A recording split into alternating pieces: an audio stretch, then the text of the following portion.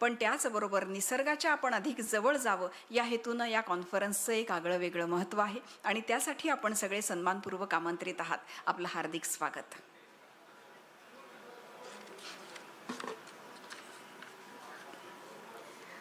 International conference on climate change 2025 या परिषदेची उद्दिष्टसुद्धा खूप मोठी आणि महत्त्वपूर्ण अशी आहेत.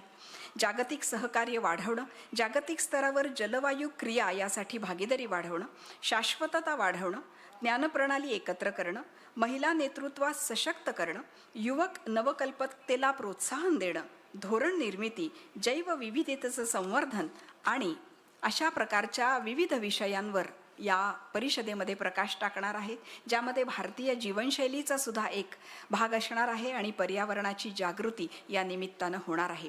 सकाळी भव्य रॅली निघाली, आपण सगळ्यांनी कदाचित ती बघितली असेल. लहान मुलांमध्ये सुद्धा याविषयी आवड निर्माण व्हावी असं या रॅलीमागचं उद्दिष्ट होतं आणि अनेक विद्यार्थ्यांनी सुंदर फलक हातात घेत, बोधवाक्य हातात घेत या रॅलीमध्ये ते सहभागी झाले आणि तेव्हापासूनच खऱ्या अर्थाने या परिषदेला सुरुवात झाली. आज त्याचं विधिवत उद्घाटन महाराष्ट्र राज्याचे महामहिम राज्यपाल यांच्या शुभहस्ते होत आहे आणि आपल्या सगळ्यांचे लाडके नेते माननीय सुधीरभाऊ मुनगंटीवार यांचं सुद्धा आता थोड्याच वेळात या ठिकाणी आगमन होत आहे. आजच्या कार्यक्रमाला आपण सुरुवात करतोय. पुन्हा एकदा आपल्याला नम्र विनंती आहे, कृपया आपण स्थानापन्न व्हावं.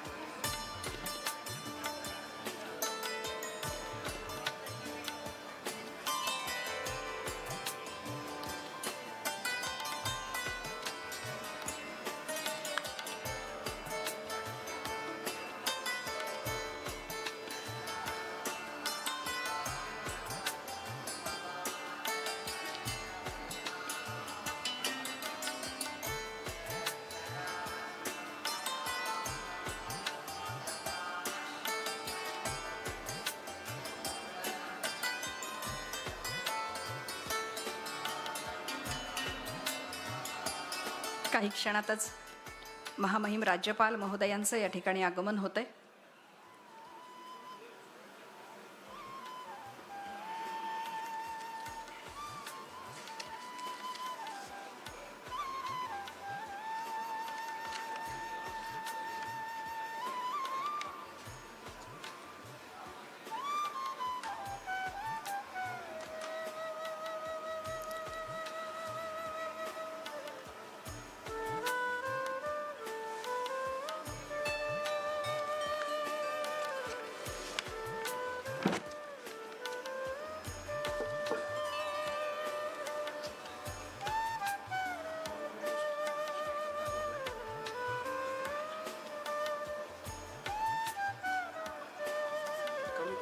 International conference on climate change या 3 दिवसीय परिषदेच्या उद्घाटन सोहळ्यासाठी आपण सगळे इथे सन्मानपूर्वक आमंत्रित आहात. उपस्थित असलेल्या सगळ्यांचं आम्ही मनापासून स्वागत करतो. SNDT महिला विद्यापीठ मुंबई यांनी city university of New York America यांच्या शैक्षणिक सहकार्यानं या परिषदेचं आयोजन केलं आहे आणि त्याच्या उद्घाटन सोहळ्यासाठी महाराष्ट्र राज्याचे महामहिम राज्यपाल महोदय यांचं या ठिकाणी आगमन होत आहे.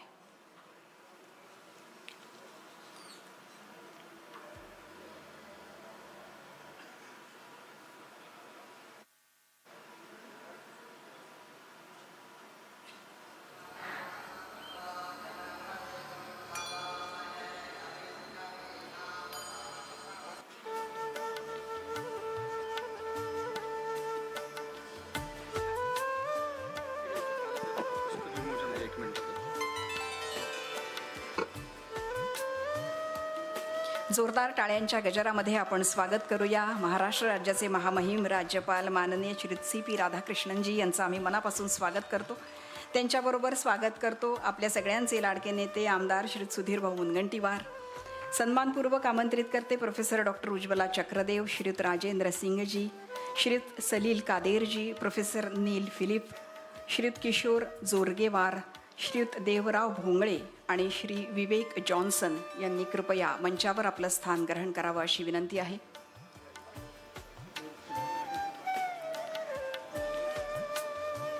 International conference on climate change या 3 दिवसीय परिषदेच्या उद्घाटन सोहळ्यासाठी आपण सगळे इथे एकत्र जमलो आहोत. जोरदार टाळ्यांच्या गजरात मान्यवरांचं स्वागत.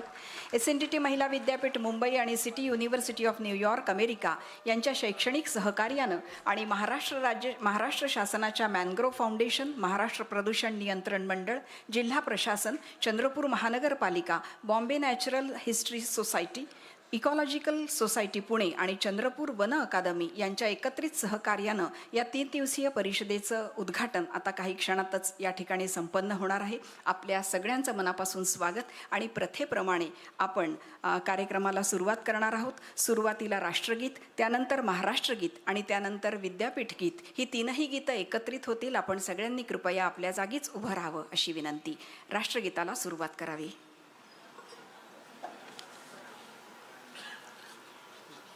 जनगण मन अधिनायक जय हे भारत भाग्य विधाता.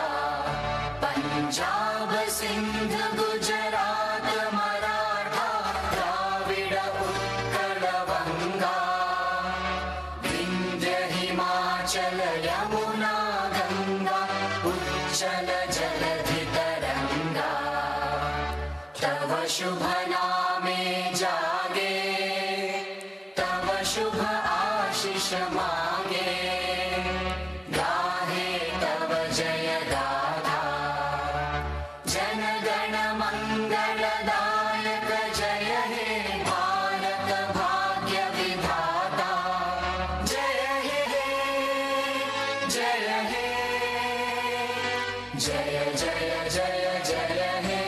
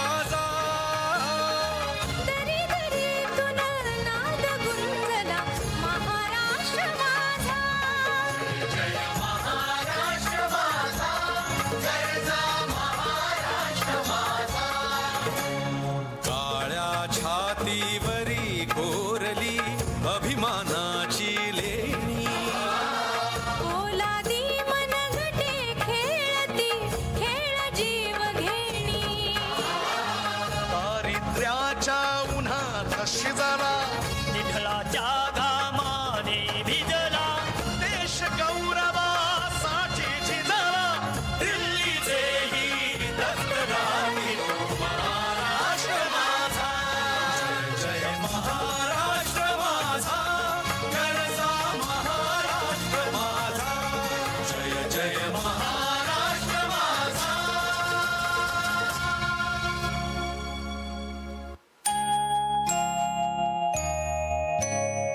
संस्कृता श्री पराशक्ति स्वर हमारा है संस्कृता श्री पराशक्ति स्वर हमारा है विश्व है परिवार भारत घर हमारा है विश्व है परिवार भारत घर हमारा है हम नहीं है दीन कहता कौन हम अबला है सबल संस्कृति हमारी हम सभी सबला ज्योति से जगमग हुआ अंतर हमारा है विश्व है परिवार भारत घर हमारा है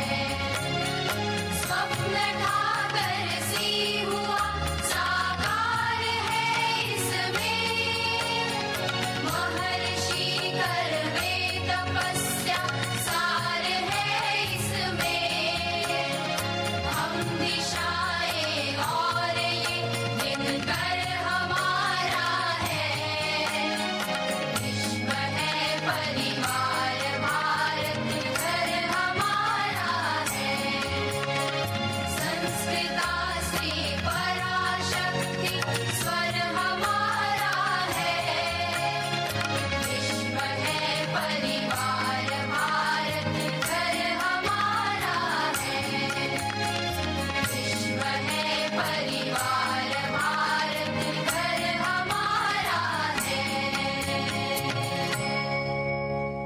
भारत माता की आपल्या सगळ्यांना विनंती आहे आपण स्थानापन्न व्हावं. मनामध्ये ऊर्जा निर्माण करणारी आणि प्रेरणा निर्माण करणारी ही गीतं महिला सक्षमीकरणाचं ध्येय समोर ठेवत SNDT विद्यापीठ कार्यरत आहे. याचबरोबर समाज उपयोगी विषय घेऊन विद्यापीठ कार्यरत आहे. याच मालेत या international conference on climate change याचं आयोजन करण्यात आलं आहे. विद्यापीठाचे कुलपती आणि महाराष्ट्र राज्याचे माननीय राज्यपाल महामहिम राज्यपाल आपले आजच्या कार्यक्रमाच्या अध्यक्षस्थानी आहेत आणि मुख्य अतिथी आणि मार्गदर्शक म्हणून माजी कॅबिनेट मंत्री आणि सगळ्यांचे लाडके नेते सन्माननीय आमदार सुधीरभाऊ मुनगंटीवार सुद्धा इथे उपस्थित आहेत. त्यांचं आम्ही हार्दिक स्वागत करतो आणि मंचावर उपस्थित असलेल्या मान्यवरांना दीप प्रज्वलन करण्यासाठी आमंत्रित करतो. दीप प्रज्वलन करून आजच्या कार्यक्रमाची विधिवत सुरुवात करावी अशी विनंती मान्यवरांना करते. दीप प्रज्वलनासाठी सन्मानपूर्वक आमंत्रित करते महाराष्ट्र राज्याचे महामहिम राज्यपाल माननीय श्री CP राधाकृष्णनजी, माननीय आमदार श्री सुधीरभाऊ मुनगंटीवारजी, प्रोफेसर डॉक्टर उज्ज्वला चक्रदेव, श्रीयुत राजेंद्र सिंग, श्रीयुत सलील कादेर, मिस्टर नील फिलिप, श्री किशोर जोरगेवार, श्रीयुत देवराव भोंगळे आणि श्रीयुत विवेक जॉन्सन.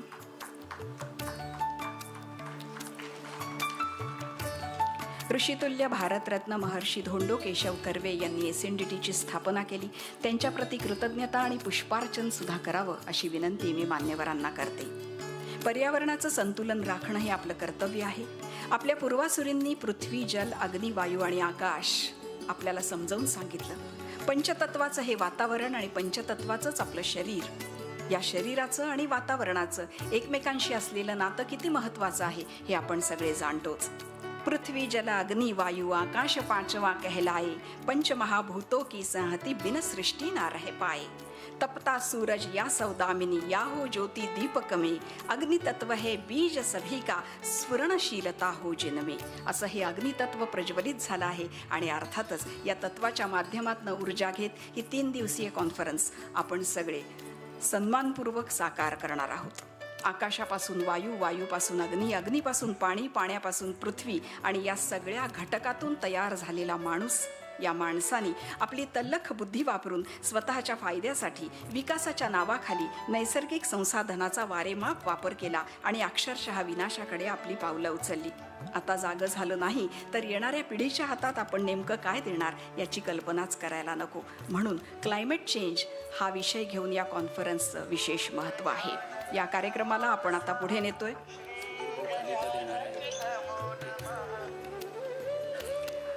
मी या विषयाचं नेमकं महत्त्व आपल्याला समजावून सांगावं अशी विनंती करण्यासाठी आणि स्वागत प्रभाषणासाठी आपल्या vice chancellor doctor Ujjwala Chakradev यांना आमंत्रित करते. Vice chancellor SNDT women university doctor Ujjwala Chakradeo.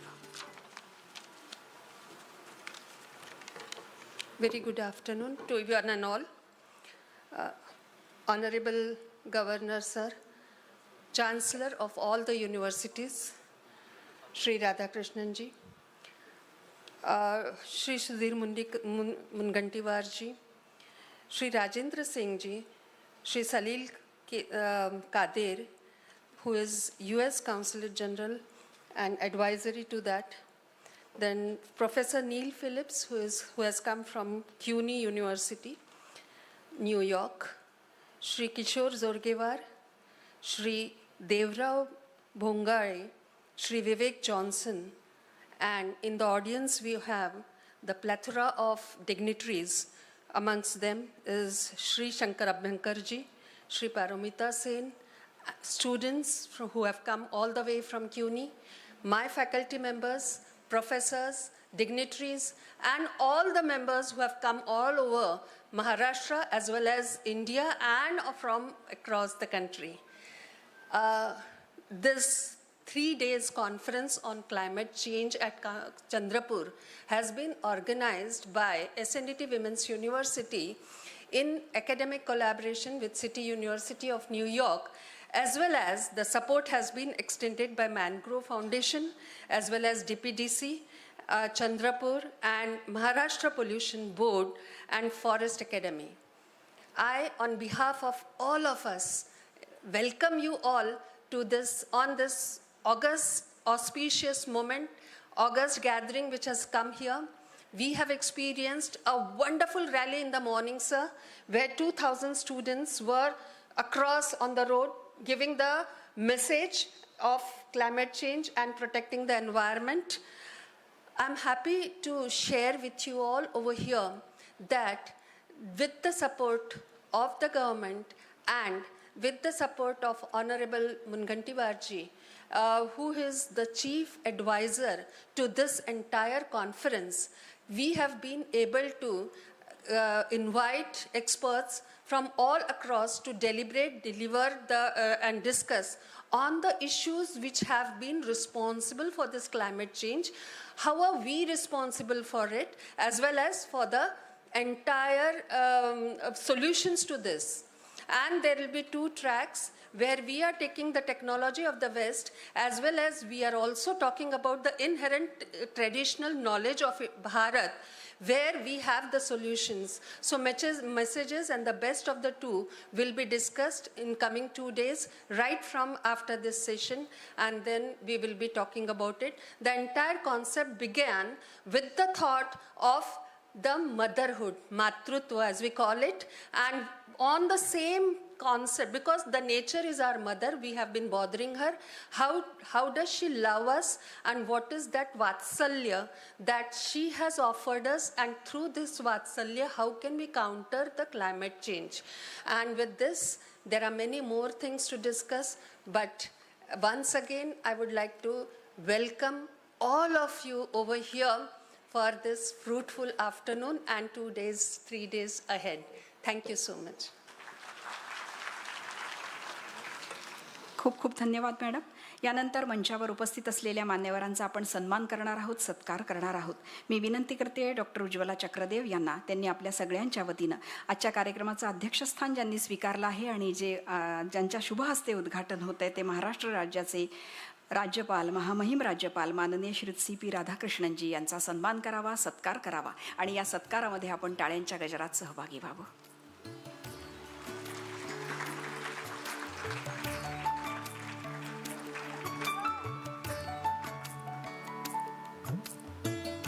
शाल श्रीफळ, एक विशेष भेटवस्तू जी आजच्या कार्यक्रमाचा आठवण भेट असेल.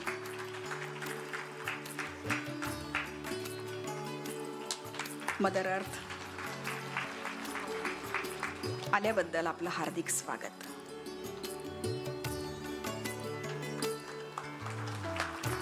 धन्यवाद. मी चक्रदेव मॅडमनाच विनंती करेन त्यांनी माननीय सुधीर भाऊ मुनगंटीवार यांचंही स्वागत करावं, सन्मान करावा. वनमंत्री असताना सतत नवनवीन विचार देत गतिमान कार्यपद्धती ठेवत पर्यावरणावर विशेष प्रेम करणारे आपल्या सगळ्यांचे लाडके नेते सुधीर भाऊ, 50 कोटी वृक्ष लागवड करणारे सुधीर भाऊ, वन्यजीवांचं रक्षण करणारे सुधीर भाऊ आणि वसुंधरेचं रक्षण करणारे सुधीर भाऊ, त्यांचं हार्दिक स्वागत. आजच्या या कार्यक्रमात विशेष स्वागत.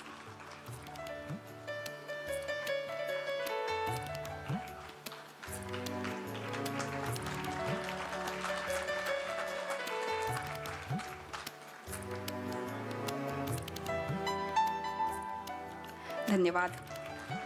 मी SNDTचे रजिस्ट्रार विलास नांदवडेकर यांना विनंती करते त्यांनी माननीय श्री राजेंद्र सिंहजी यांचं स्वागत सन्मान करावा. माननीय राजेंद्र सिंहजी यांचं या कार्यक्रमामध्ये असणं हेच आपल्यासाठी खूप महत्त्वाचं आहे. प्रसिद्ध जलसंरक्षक म्हणून आपण त्यांना ओळखतो, पर्यावरणवादी आहेत आणि भारताचे जलवीर म्हणून त्यांची ओळख आहे. मॅगसेसे पुरस्कार प्राप्त माननीय राजेंद्र सिंहजी यांचं इथे असणं ही या परिषदेच्या यशस्वीतेची ग्वाही आहे. त्यांचं हार्दिक स्वागत आणि टाळ्यांच्या गजरात स्वागत.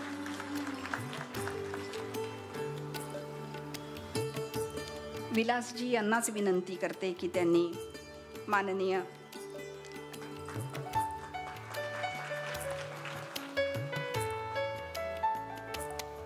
सलील कादेर साहेबांचाही सन्मान करावा, सत्कार करावा.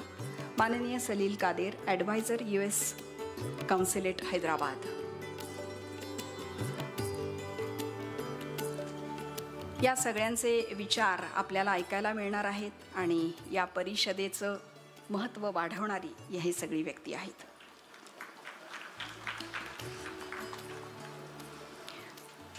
प्रोफेसर नील फिलिप येथे उपस्थित आहेत. त्यांचं स्वागत डॉक्टर योगेश नेरकर यांनी करावं अशी विनंती. प्रोफेसर नील फिलिप, ज्यांना ऐकण्यासाठी आपण सगळे उत्सुक आहोत. CUNY युनिव्हर्सिटी न्यूयॉर्कचे प्रोफेसर नील फिलिप. टाळ्या वाजत राहिल्या पाहिजेत या सगळ्या मान्यवरांसाठी.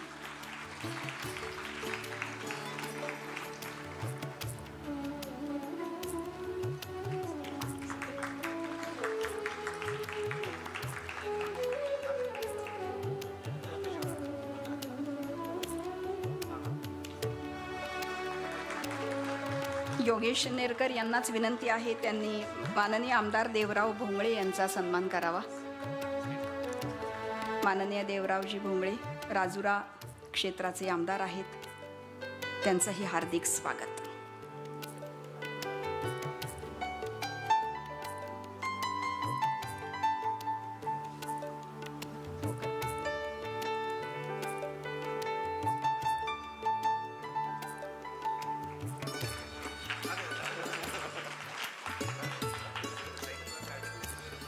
माननीय श्रीयुत विवेक जॉन्सन या ठिकाणी उपस्थित आहेत.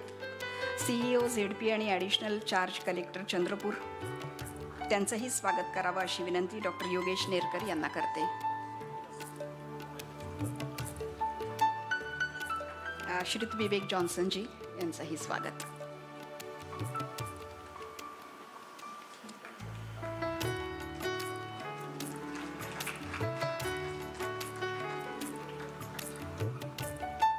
स्थानिक प्रशासनाचा सुद्धा तितकाच महत्त्वाचा वाटा अशा प्रकारच्या परिषदांमध्ये असतो. त्यांचं मनापासून स्वागत.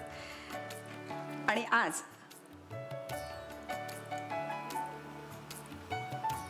माननीय राज्यपाल महोदयांचं चंद्रपूर नगरीमध्ये आगमन झालं आहे. त्याबद्दल चंद्रपूर जिल्ह्याच्या वतीनं, इथल्या सगळ्यांच्या वतीनं माननीय सुधीर भाऊ त्यांचं विशेष स्वागत करणार आहेत. एक विशेष भेट आज माननीय राज्यपाल महोदयांना सुधीर भाऊ देत आहेत.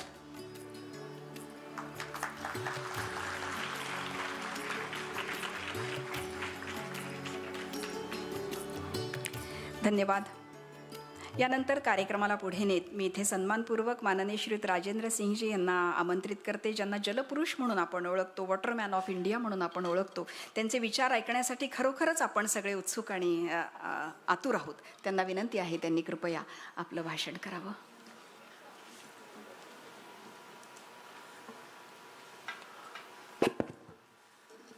मंचासीन महामहिम सीपी राधाकृष्ण जी, हमारे मित्र सुधीर भाई और यहाँ की कुल गुरु श्रीमती चक्रदेव और यहाँ के रजिस्ट्रार हमारे एमएलए साहब, मित्रों और इस हॉल में बैठे शिक्षकों, विद्यार्थियों, ये अच्छा अवसर है जब चंद्रपुर में जहाँ सचमुच क्लाइमेट की क्राइसिस है, वहाँ पर क्लाइमेट की क्राइसिस को समझने और उसके समाधान खोजने के लिए यूनिवर्सिटी ने, और खासकर मैं जानता हूँ कि इसके पीछे हमारे मित्र का योगदान बहुत रहा होगा, क्योंकि मैं पिछले लंबे समय से जानता हूं कि उन्होंने खासकर जो धरती को चढ़ता बुखार और मौसम का बिगड़ता मिजाज है उसको ठीक करने के लिए अब से 10 साल पहले अपनी चंद्रपुर की नदियों को ठीक करने का काम, और महाराष्ट्र में अकेला देश में राज्य है महाराष्ट्र, जहां इन्होंने कम पानी को समझकर, सीखकर कैसे हम अपने राज्य को पानीदार बना के रख सकते हैं, उसके लिए जल साक्षरता का एकमात्र राज्य है जहां विधिवत एक डिपार्टमेंट बनाकर उन्होंने एक बड़ी अच्छी शुरुआत की थी. मैं जानता हूं, मैंने बहुत कोशिश की कि ये देश में चल सके, क्योंकि एक जमाना था जब हमारे पास जंगल थे, पानी था, धरती थी, और हम भारत के लोग अपने भगवान को सही में पहचानते थे. हम भारतीय लोगों का भगवान पंच महाभूत था, भय से भूमि, गैस से गगन, वैसे वायु, अ से अग्नि और न से नीर. हम भारतीय लोग जब तक इस भगवान को जानते और पहचानते थे और इसको भगवान मान के हमारे आत्मीय रिश्ते इसके साथ थे, तब तक भारत में क्लाइमेट क्राइसिस नहीं थी. भारत की क्लाइमेट क्राइसिस जब से बढ़ी, जब से हमारे रिश्ते पंच महाभूतों के साथ टूटने लगे, बिखरने लगे. यदि हम उन रिश्तों को दोबारा से ठीक से जोड़ने की कोशिश करें तो दोस्तों आज भी हम दुनिया के गुरु बन सकते हैं. यदि भारत को सचमुच दुनिया का गुरु बनना है तो उसके लिए एक सबसे महत्वपूर्ण क्षेत्र है कि इस धरती को चढ़ते बुखार और मौसम को बिगड़ते मिजाज, जिसको ये यूनिवर्सिटी क्लाइमेट चेंज और ग्लोबल वार्मिंग कहती है, उसके समाधान में भारत के पास एक जमीनी अनुभव है. हमने पिछले 50 सालों में 10,600 वर्ग किलोमीटर जमीन को, जहां बादल आते थे और बिना बरसे रूठ कर चले जाते थे, उस इलाके को हरा भरा करके वहां बादलों को बरसाना शुरू किया. उस जमाने में जब हमने काम शुरू किया था तब वहां के लोग गीत गाते थे, बादल तो आते हैं हर साल मेरे गांव में, पर बरसते नहीं है वो, रूठ कर चले जाते हैं कहां हम जानते नहीं हैं. जिस दिन से बादलों ने रूठना शुरू किया, मेरा बेटा और मेरे बेटे की बहू भी रूठ कर दिल्ली चले गए. अब मुझे मालूम नहीं, मेरे कुएं में पानी नहीं, खेत में हरियाली नहीं, तो फिर मेरे बुढ़ापे में खुशहाली कहां. ये जो क्राइसिस है, ये क्राइसिस केवल मेरे राजस्थान में थी 70 के दशक में और 80 के दशक में जब हमने ये काम शुरू किया था, पर अब ये क्राइसिस देश भर के बहुत सारे हिस्सों में दिखती है. इस साल 52 डिग्री सेंटीग्रेड टेम्परेचर दिल्ली का बढ़ा, ये जो हीट स्टेट बन रही है शहरों में, जहां केवल सीमेंट कंक्रीट की बिल्डिंग है, वहां के जो टेम्परेचर बढ़ रहे हैं, इसको मैं और मेरे गांव के अनपढ़ किसान धरती का बुखार कहते हैं। और जब ये बुखार बढ़ता है तब बादलों का रुख हम नहीं जानते कि बादल कब बरसेंगे, कितने बरसेंगे, और उस क्लाइमेट क्राइसिस में कैसी फ्लड होगी और कैसा ड्राउट होगा। ये जो डिजास्टर है ड्राउट और फ्लड का, ये क्लाइमेट की क्राइसिस है। इस साल जो अभी पिछले महीने 10-15 दिन पहले, आप जानते हैं क्या हुआ अमेरिका में?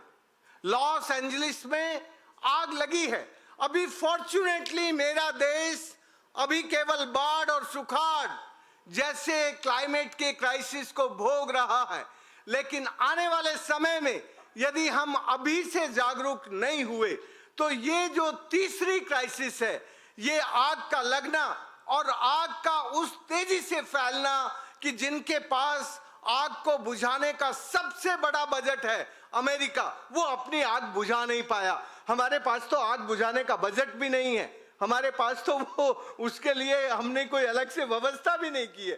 तो हमारी जो क्राइसिस है वो क्राइसिस भयानक होगी। दोस्तों, मैं आज बस 2-3 बातें आपको खास ध्यान दिलाना चाहता हूं। मैं आपको केवल क्लाइमेट से डराने नहीं आया हूं कि ये जो क्लाइमेट की क्राइसिस है इससे मैं आपको डरा दूं। मैं आपको डराने नहीं आया, बल्कि इससे बचने का, इसके समाधान खोजने का जो सबसे अच्छा काम है वो कैसे हो सकता है। हमारे सुधीर भाई ने अभी 3 साल पहले 2022 में जब हमारा देश अमृत महोत्सव मना रहा था, तब सुधीर भाई ने कहा कि हमें महाराष्ट्र में अमृत महोत्सव वास्तव में अलग तरह से मनाना है।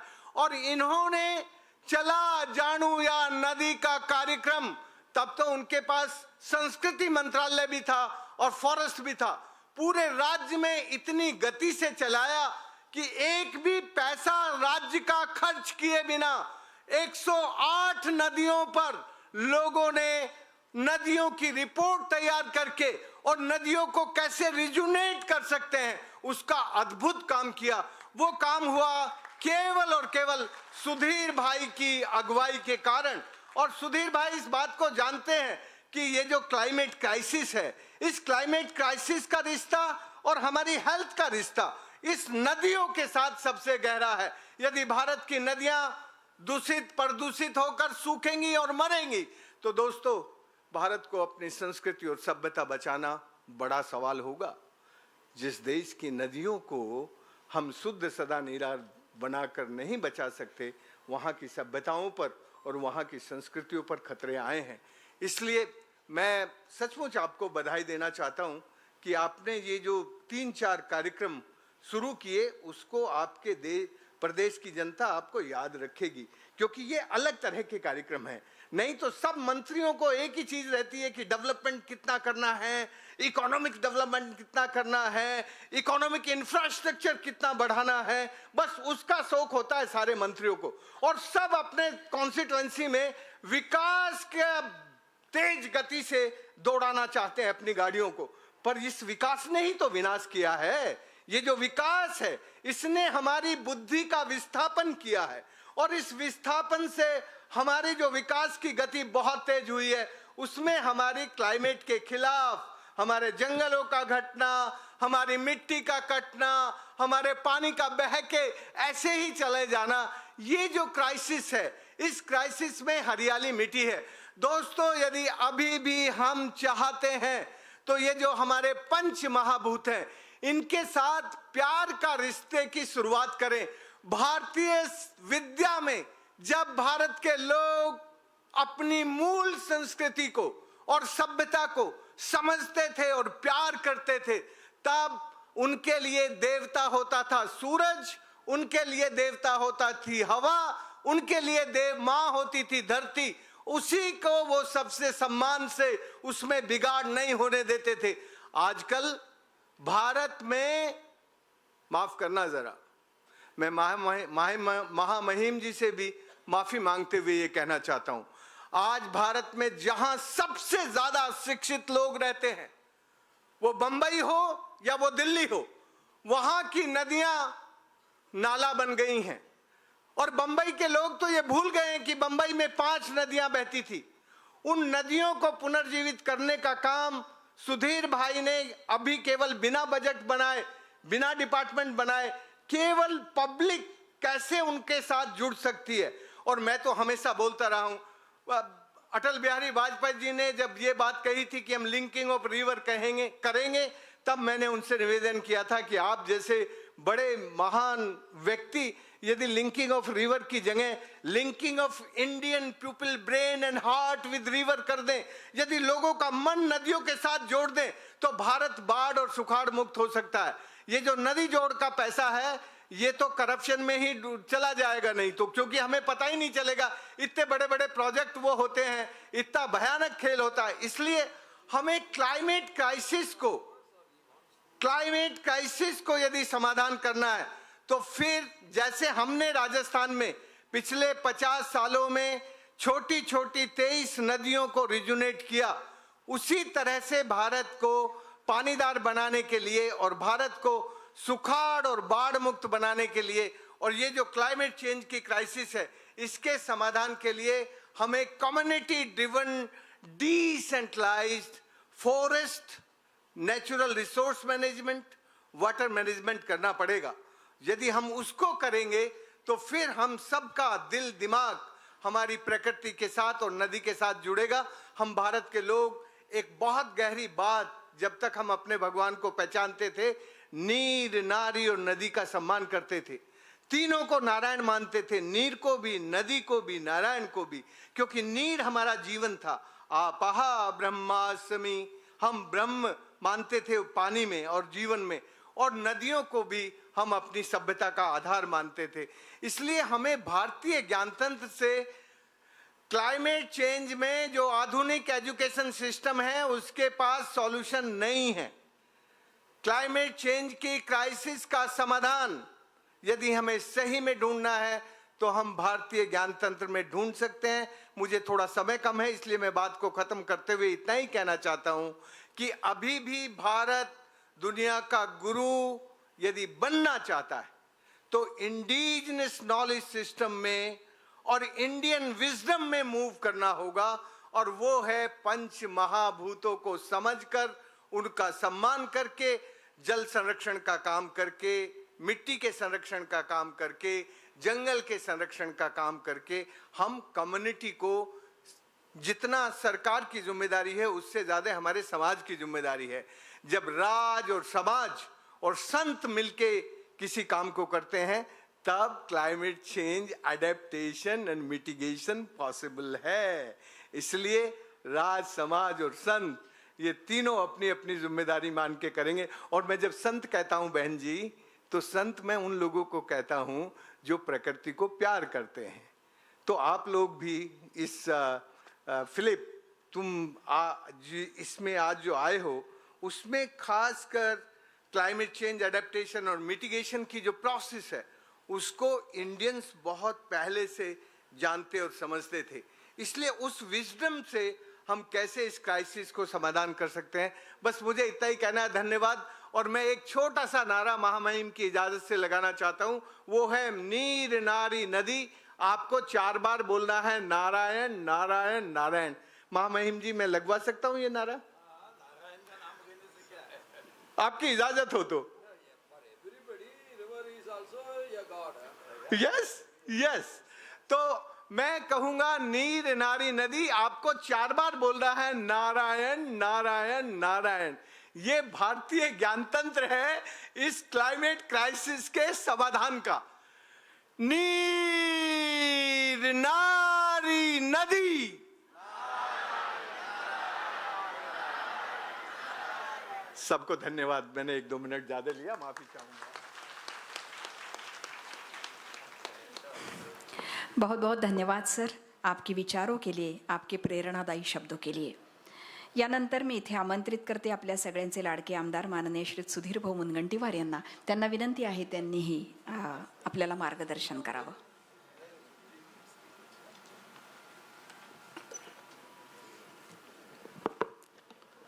भारत माता की. सर्वांचे हात वरती पाहिजे, आपला नियम आहे. भारत माता की. वंदे छत्रपती शिवाजी महाराज की. छत्रपती संभाजी महाराज की. विश्वरत्न भारतरत्न डॉक्टर बाबासाहेब आंबेडकरांचा.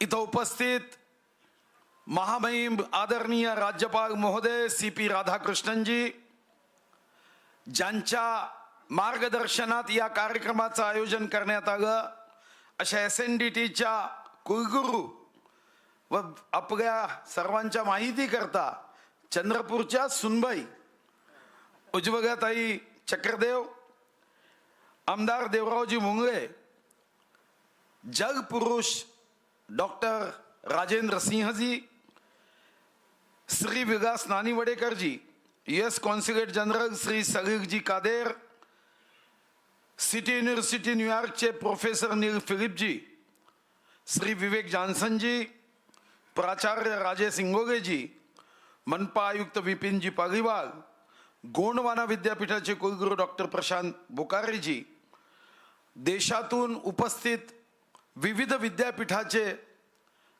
प्रतिनिधी, पर्यावरणावर मनापासून प्रेम करणारे माझे सर्व आदरणीय प्रिय पर्यावरण प्रेमी बंधूंनो, विविध प्राध्यापक प्राध्यापिका व विविध महाविद्यालयाचं प्रतिनिधित्व करणारे आदरणीय शिक्षक, विशेष करून इथं उपस्थित सर्व विद्यार्थी व विद्यार्थिनी भगिनींनो, मैं सर्वप्रथम इस चंद्रपुर जिले की ओर से महामहिम राज्यपाल श्री CP राधाकृष्णन जी को बहुत बहुत धन्यवाद देता हूं कि उन्होंने इस उद्घाटन समारोह में उपस्थित रहकर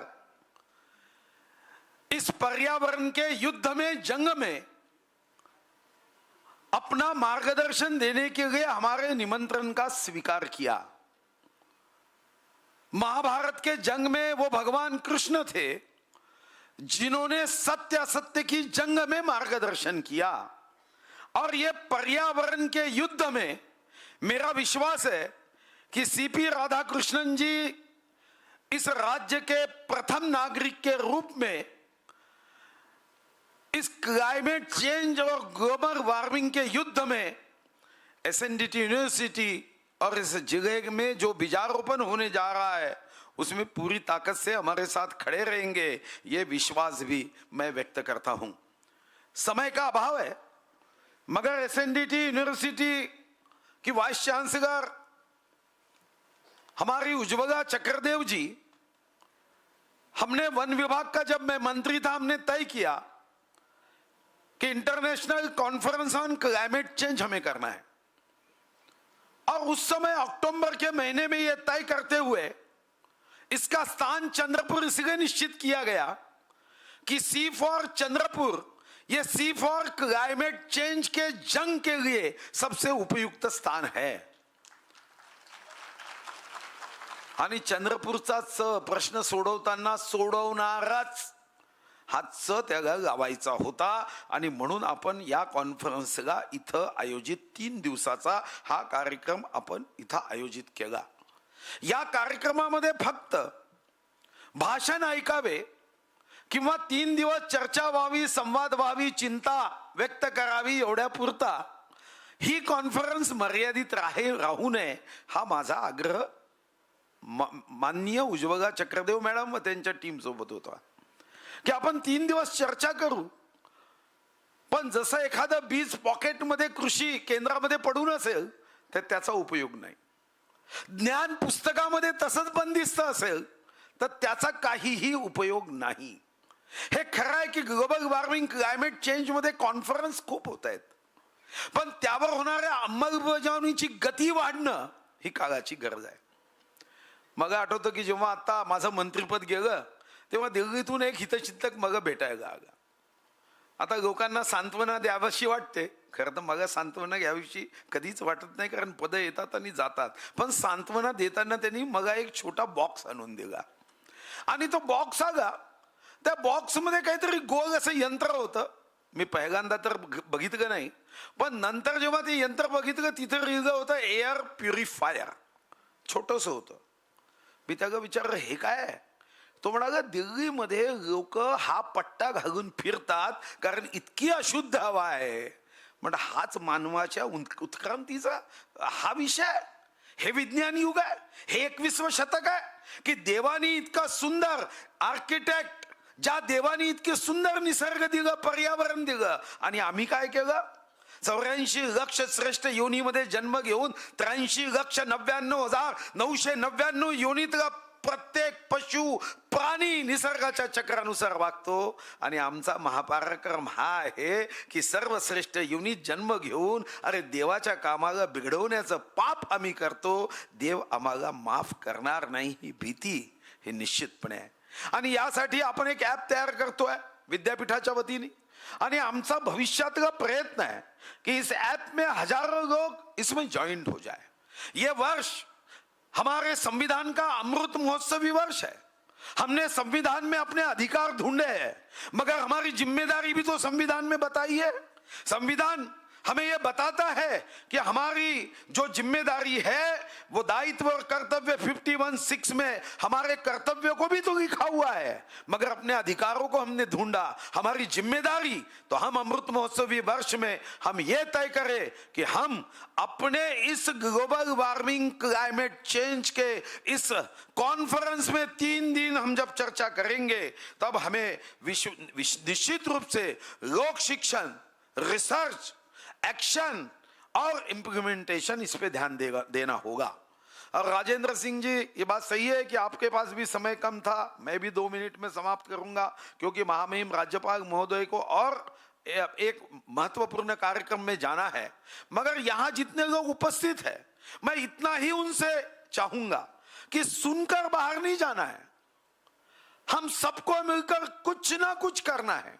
वो शरद जोशी की जो कविता है कि चिड़िया अपने चोंच में पानी लेकर बड़ी आग को बुझाने जा रही थी और किसी दूसरे पक्षी ने पूछा रे तेरी चोंच कितनी छोटी है, ये आग बुझेगी क्या? तो चिड़िया जो कहती है ये आग मेरे चोंच के पानी से नहीं बुझेगी, मगर जब इतिहास लिखा जाएगा ग्लोबल वार्मिंग क्लाइमेट चेंज का, इस आग का, तब आग लगाने वाले में नहीं आग बुझाने वाले में मेरा नाम होना चाहिए. ये भाव से हर व्यक्ति को हमें इसको लोक आंदोलन करना होगा. हम तो चाहते हैं कि अप्रैल में दिल्ली में जितने लोग, जिनके साथ में देश के हजारों लोग उनके शब्दों को ईश्वर के शब्द समझकर काम करते हैं, वो सबको एक करना है. राजेंद्र सिंह जी, मैंने मैडम से कहा और महामहिम राज्यपाल महोदय से भी मैं कहना चाहूंगा, वो चाहे जग्गी वासुदेवन जी हो जिन्होंने सॉइल के लिए काम किया, पानी के लिए आपने काम किया, और आप जानते हो कि महाकुंभ 144 साल के बाद प्रयाग में हो रहा है. ये सुनकर ही कांटे आते हैं कि वहां पे डुबकी लगाने के बाद स्किन डिसीज हो रहा है, राम तेरी गंगा मैली, ये हमें सुनना पड़ रहा है, देखना पड़ रहा है. सही तो ये कुंभ होने के 50 कारण होंगे कि अमृत का बूंद वहां गिरा, उस अमृत को भी हमने जहर बना दिया.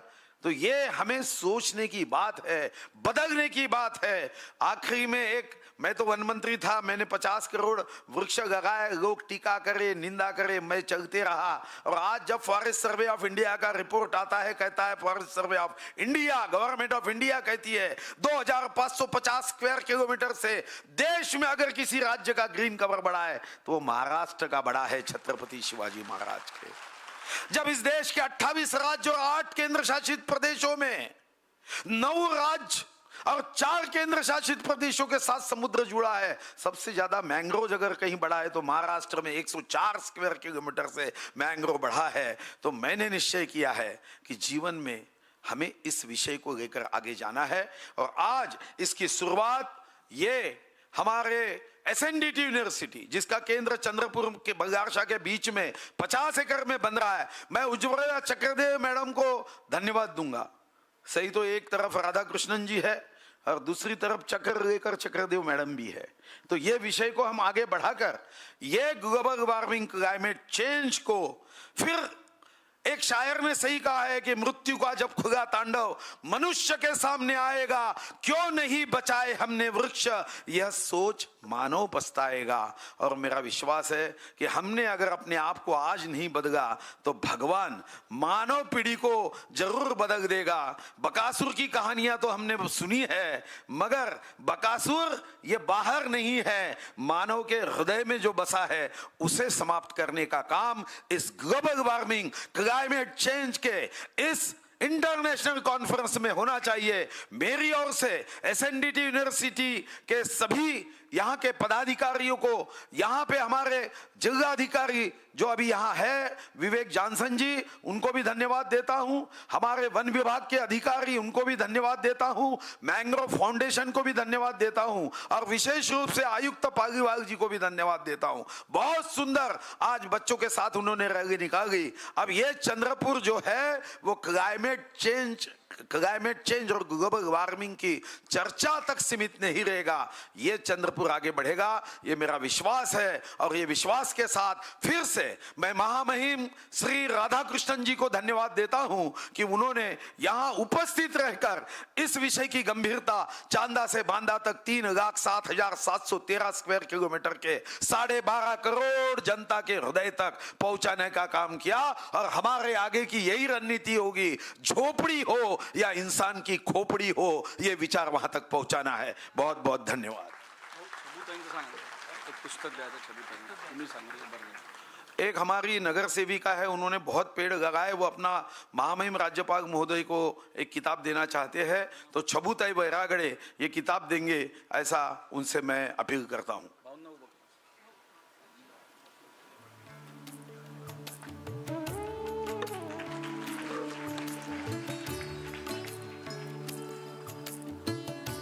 अतिशय दमदार आणि प्रेरणादायी असं भाऊंचं भाषण ऐकल्यानंतर या कार्यक्रमाला आपण पुढे नेतोय। Shrimati Pankaja Munde, minister for environment and climate change, animal husbandry, government of Maharashtra, इनकी ओर से एक स्पीच आया है। मैं रिक्वेस्ट करूंगी कृपया।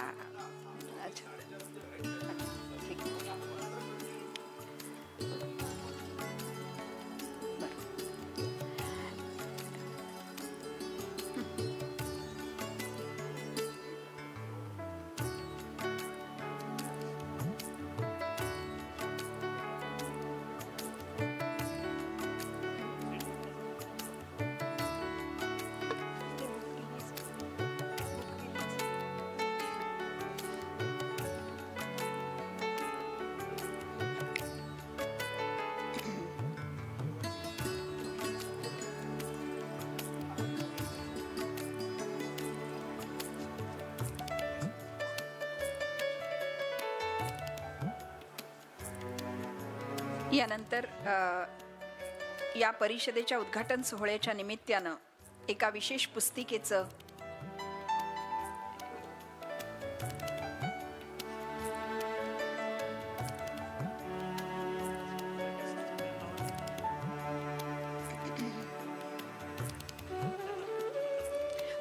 विमोचन माननीय राज्यपाल महोदयांनी करावं अशी त्यांना विनंती करणार आहे।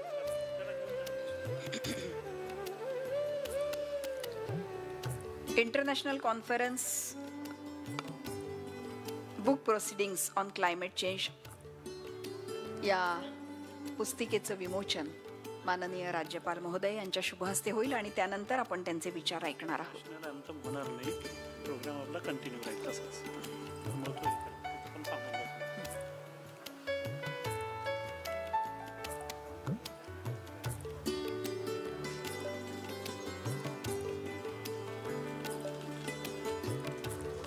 अतिशय महत्त्वपूर्ण अशी ही परिषद आहे, ज्याच्या माध्यमातून एक नवीन विचार 3 दिवस आपण सगळ्यांना ऐकायला मिळणार आहे। नवीन विचार आपल्या सगळ्यांना विविध मान्यवरांच्या मुखातून ऐकायला मिळणार आहे। त्याचं प्रकाशन आता माननीय राज्यपाल महोदय यांच्या शुभ हस्ते झालं आणि यानंतर मी माननीय राज्यपाल महोदयांना विनंती करते त्यांनी आपल्या सगळ्यांशी संवाद साधावा।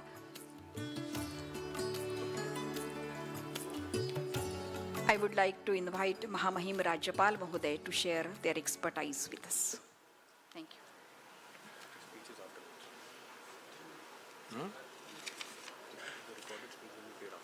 Okay. I touch and salute the holy feet of Bharata Mata, the most powerful and the most merciful. Today, the International Conference on Climate Change organized by our SNDT Women's University at Chandrapur.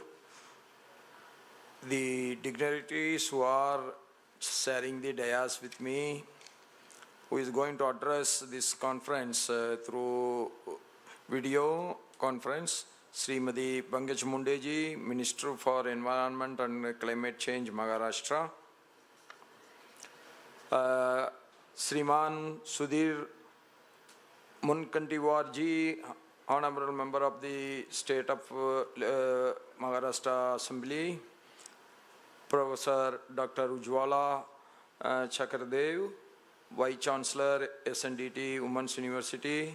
Sri Devrao Bongle, MLA, Rajura, and Sriman Jalil Kadar, Advisory, Strategic Planning and Public Engagement, U.S. Consulate General, Hyderabad.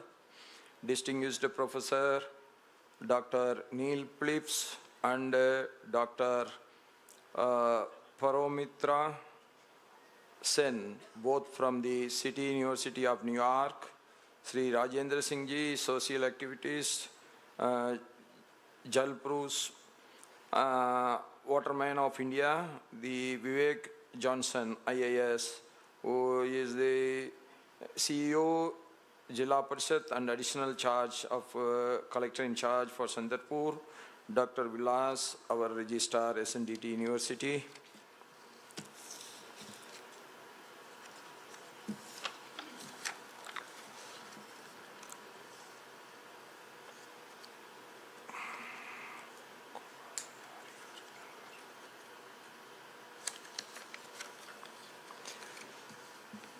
The colleagues from our government services, scholars, delegates and the students, my dear Bayu Begnu, sabko namaskar. And I was informed by our Sudhirji that 25 students have come from United States of America. I welcome all of you to Maharashtra State on behalf of the people of Maharashtra. See, the way you are conducting this international conference is making a big awareness among the youngsters.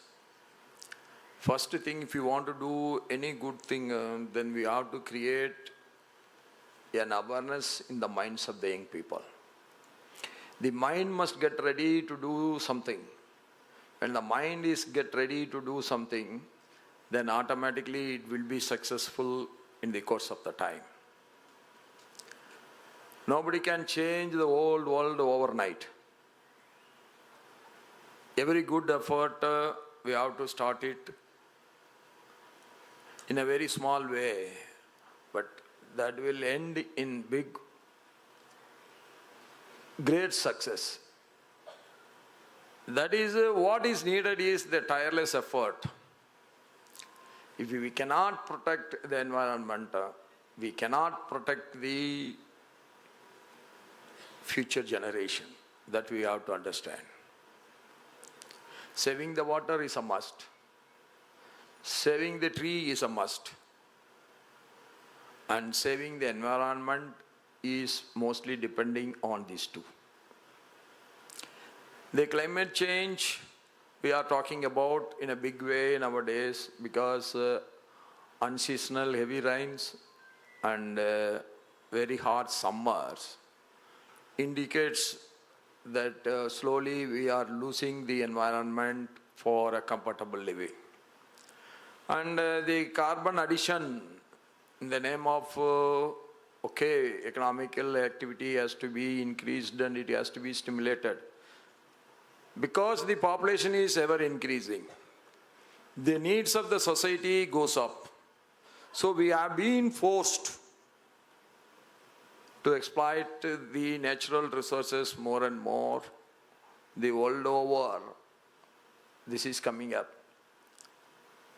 And the American consumerism. When our Rajendra ji was speaking about the culture of our nation. But today the American consumerism is spreading all over the world. That India cannot escape from it. Everybody wants new dress. That is correct. Everybody wants in every color.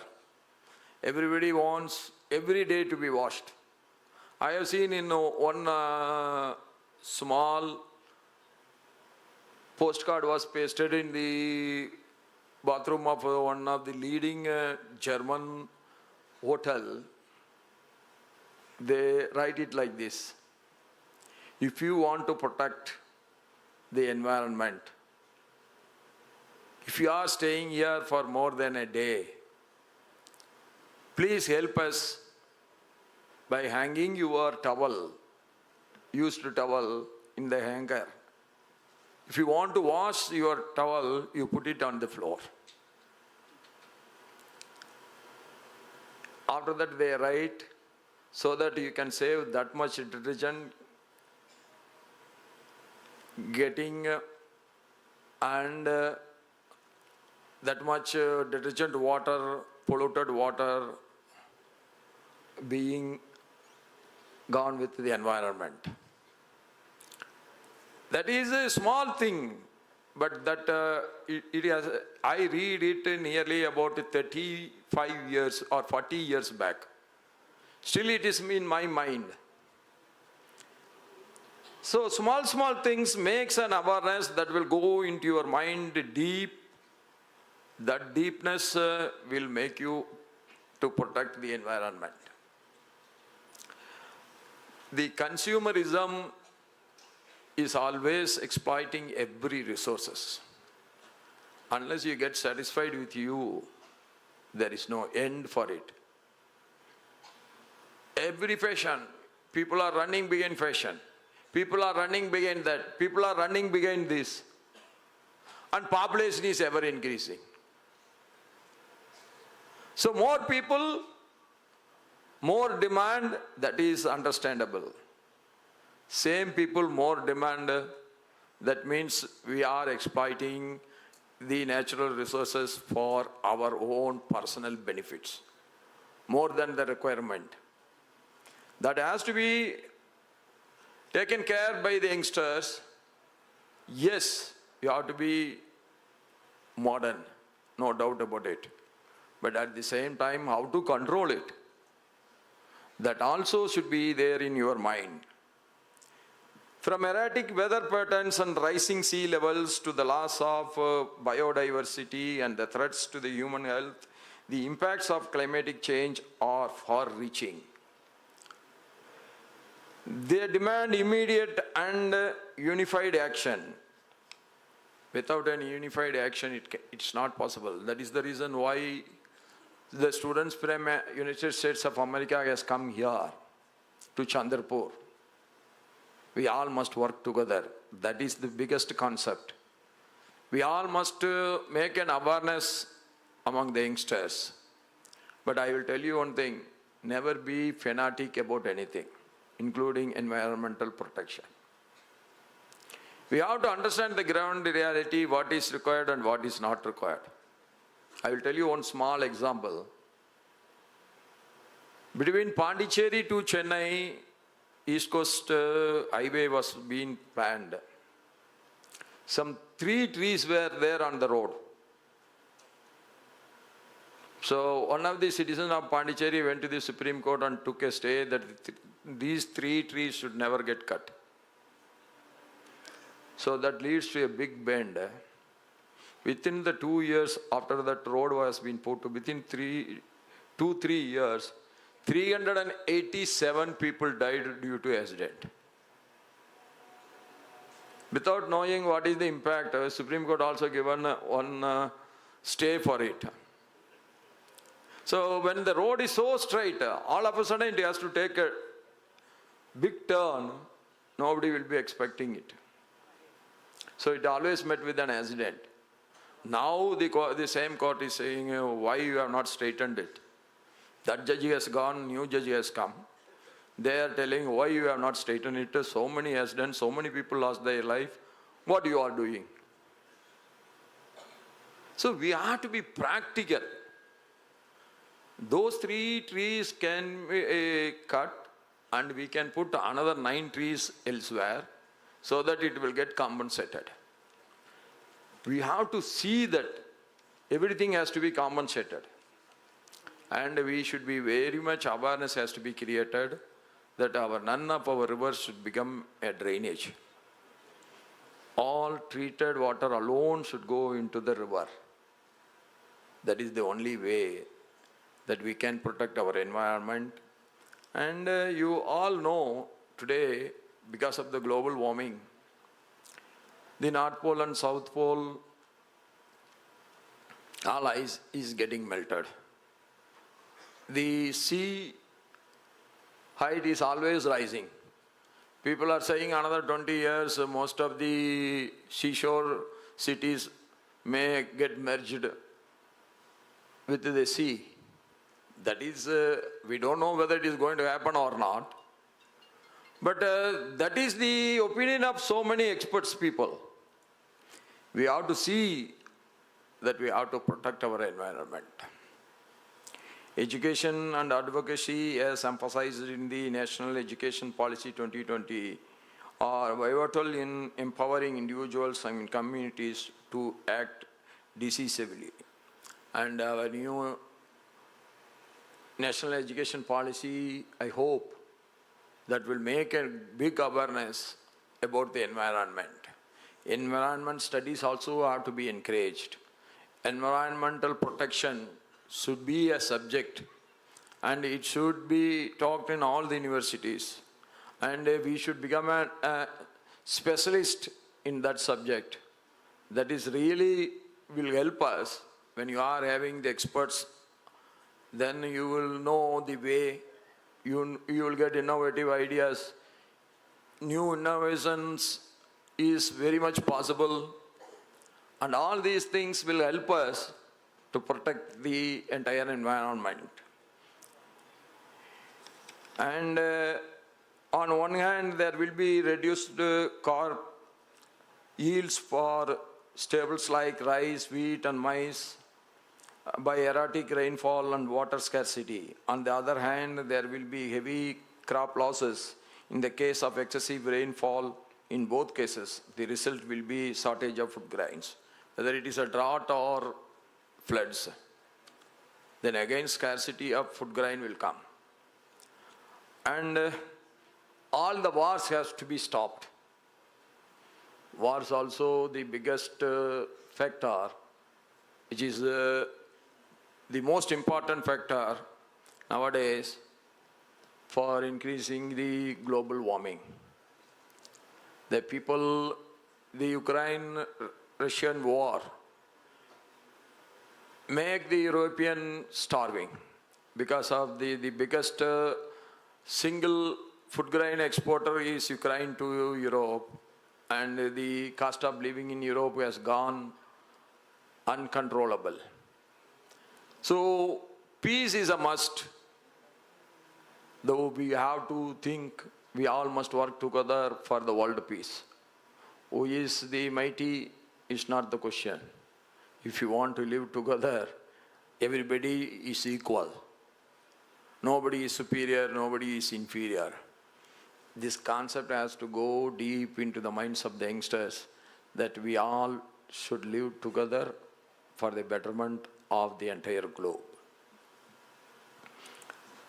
Coastal cities like Mumbai, Calcutta, Chennai may face threats of inundation, putting infrastructure and livelihoods at risk. Yes, not only these coastal cities, entire whole world, coastal cities are under the threat. And we all know the collaboration between the SNDT Women's University and the City University of New York assumes great importance. I commend the SNDT Women's University for its pioneering initiatives, such as establishing a campus in Chandrapur, a tribal-dominated district, I urge the university to reach out the tribal girl students and ensure they don't drop out of education in the midway. By providing access to higher education for rural and tribal girls, the university is making a profound impact on their lives and communities. And also we make a big awareness about the environment. Unless you study, unless you get educated, understanding these impacts of the environmental conditions on the human being will be very, very difficult. We can't believe it. When we cannot understand it, then how we can believe it? So the education is a must for everyone. That is what we are aiming at. We must reach the remotest corner of our state, the education, and the education will make a big awareness among the poorest, among the poor also. And I am confident that these deliberations at this conference will result in actionable strategies to combat climate change, inspire a new generation of leaders, and foster international collaborations. Most importantly, it will sensitize the coming generation about the challenges like the most dangerous changes, that is climate change, and also how to counter it with the environment getting protected. I have great expectation from our universities. They serve as well spring of innovative ideas. That is where we are going to give a big contribution to the humanity. We have to be, unless we are intelligent, unless our thoughts are more dynamic, our thinking is ending in innovative ideas, then our contribution to the society will be highly limited. So I am sure this is only an initiative. This is only a good beginning. Based on this good beginning, a big, victorious efforts will come out, big ideas will come out, most successful ideas will come out of this conference and the discussions, and I wish you all every success. Thank you so much for giving me this opportunity, and Jai Bharat, Jai Maharashtra. Thank you. I am confident that this interaction with our Honorable Governor is valuable learning opportunity for all of us. Thank you so much, sir. Thank you for your kind words. माननीय राज्यपाल महोदयांना आता इथून निघायचं असल्यामुळे आपण त्यांचे आभार मानूया, त्यांच्यासाठी एकदा जोरदार टाळ्या वाजवूया आणि आपला कार्यक्रम मात्र असाच सुरू राहील. आपण कोणीही आपली जागा सोडू नये अशी आपल्याला नम्र विनंती. Good evening, all of you. Dignitaries on the dais, Honorable Sri C.P. Radhakrishnan, our Governor of Maharashtra and Chancellor of SNDT Women's University. The other dignitaries, Honorable Munkutiwar Sahab, Honorable Dr. Ujwala Chakradev Madam, Honorable Sri Rajendra Singh Ji, Sri Salil Sir, Professor Neil Philip, our MLA Devrao Sir, and dignitary of the dais, I propose here a vote of thanks on behalf of SNDT Women's University. Honorable Sri Governor Sir has given us a time and he has enlightened us about the nature resource taken care by youngsters. Definitely, sir, we will assure that on behalf of SNDT Women's University, we will take care and we will spread this message among us the all in regard of this climate change. I also thank the supports given by wholehearted to our Sudhir Bahu Munkutiwar sir. A very lovely support, sir, we got for this entire conference with all the ways. The financial, the organizing, the resource person, everything for us you have provided, sir. So I thank personally with support of the university for your kindness, sir. I thank the dignitaries who are present here, Rajendra Singh Ji and other dignitaries, Neil Philip, our advisor, US Consulate, this one, Salil ji, our constituency assembly, Rajura, Devra, Bongre ji. So I thank each one of you. And with the support of our district administrator, this one, Vivek Johnson, sir, he has provided the whole support to organize this event. With the support of district administration, we are able to organize this event here. I thank each one of you present here for this conference. I thank the reporter, the digital media representative who are present here, and they will definitely take care of this, the climate change event and the conference to all over the world. Thank you, and here the program will be continued with the permission of the Honorable Governor, sir. Okay? Thank you.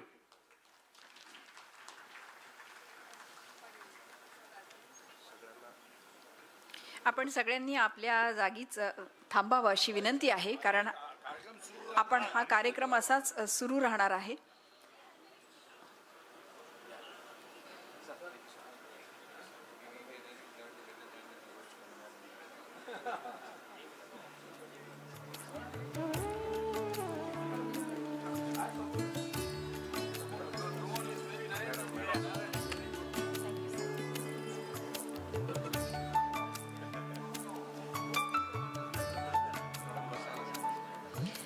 सगळ्यांनी कृपया बसावं अशी विनंती आहे.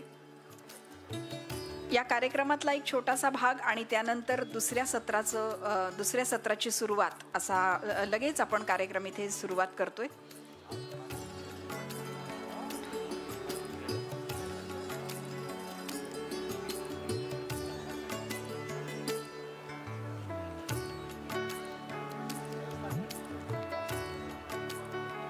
या परिषदेच्या दुसऱ्या सत्रात महाराष्ट्र राज्याच्या मुख्य सचिव श्रीमती सुजाता सैनिक यांचं विशेष ऑनलाईन सत्र, याशिवाय अमेरिकेतील नामांकित हवामान तज्ज्ञ डॉक्टर पीटर ग्रॉफमन, डॉक्टर नील फिलिप, डॉक्टर परिमिता सेन यांचं मार्गदर्शन आपल्याला लाभणार आहे.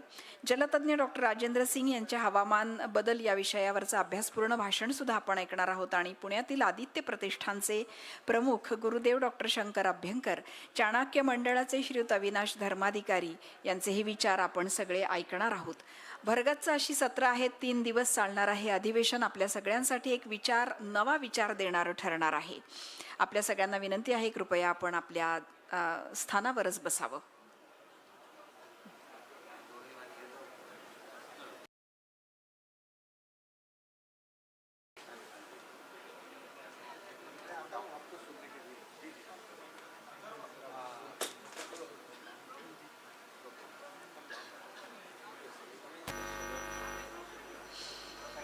सतरा आणि 18 जानेवारीला वन अकादमी चंद्रपूर इथे पण सत्र होणार आहेत, आपण सगळे जाणताच.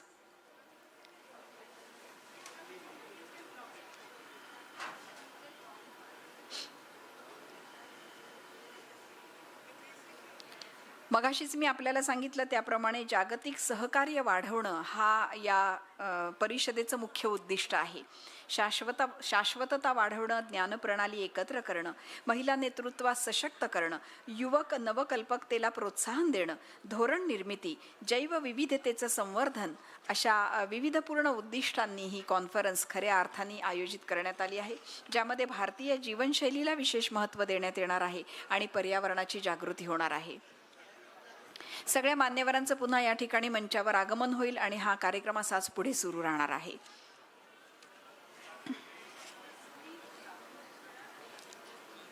ज्यामध्ये आपल्याला keynote address online session professor Peter Groffman यांचे विचार ऐकायला मिळणार आहेत.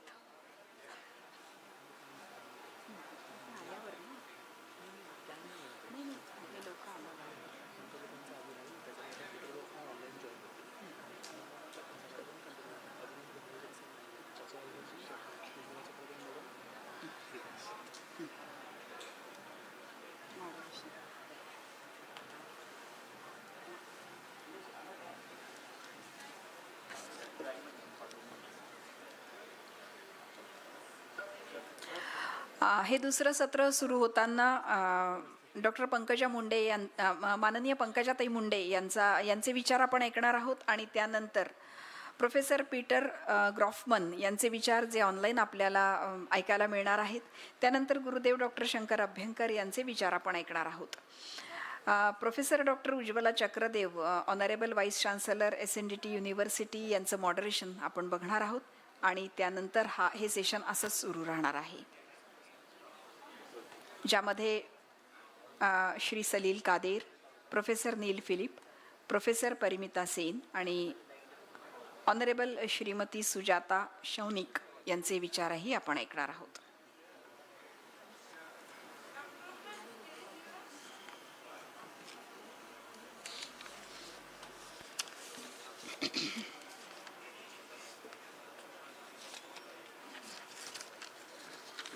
सरांची सुरू करायची आता पहिलं. त्यांना येऊ द्या. कुणाला? ते ऑनलाईन आहेत US मध्ये. ते नाही, हे मान्यवर येऊ येस द्या. येस येस येस ठीक ठीक आहे. त्यांचे इंट्रोडक्शन करायला नंतर मग तुम्ही करणार आहे. संदेश येतोय आणि पुढचं सगळं तुम्हीच हो करा. आम्ही हँडल करणार. आता आधी त्या पंकजा मुंडे. हो हो ठीक आहे, त्यांचं झाल्यानंतर त्यांचं येस येस ठीक आहे, काही सांगा. आपल्या सगळ्यांना विनंती आहे, कृपया आपण स्थानापन्न व्हावं आणि आपले मोबाईल फोन सायलेंट मोडवर ठेवावेत.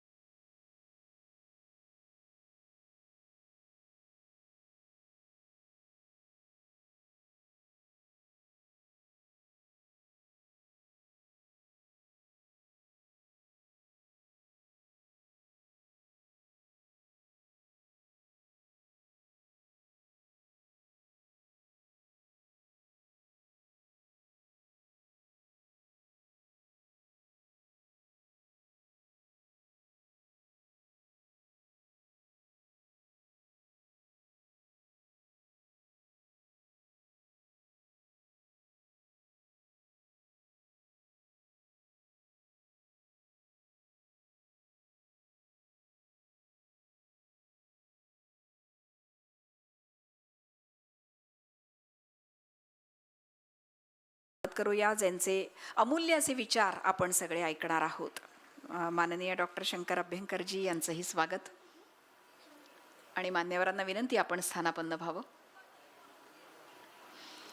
आणि श्रीमती पंकजाताई मुंडे यांचा संदेश आपण दाखवावा अशी विनंती. आपण बसावं अशी नमस्कार, मी Pankaja Gopinath Munde. I am the Minister for Environment and Climate Change, and I'm very unfortunate not to attend this event happening in Chandrapur.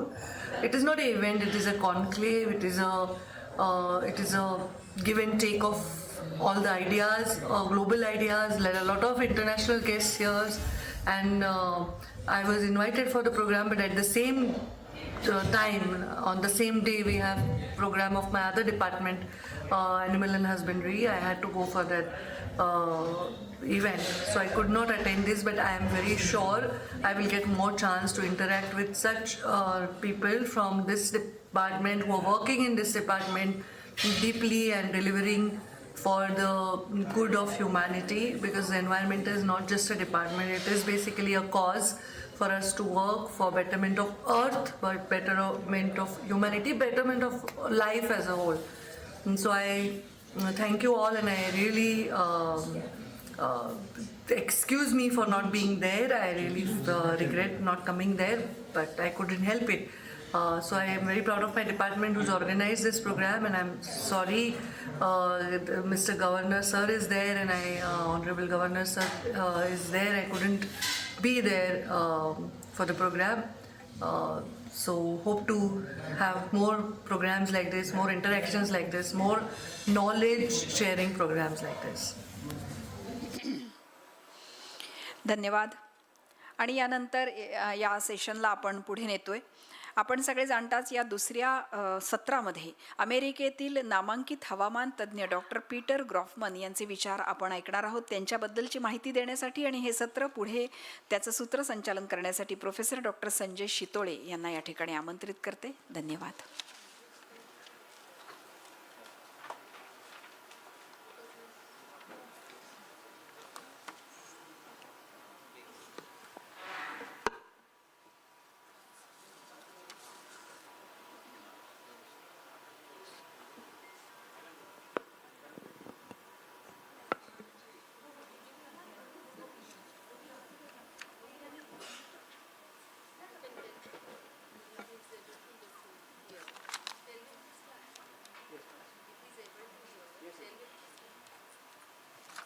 Hello.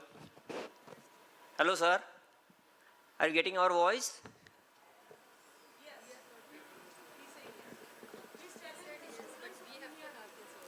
Yes. Professor Peter, his voice is we are not getting. He has to speak. We are. Just.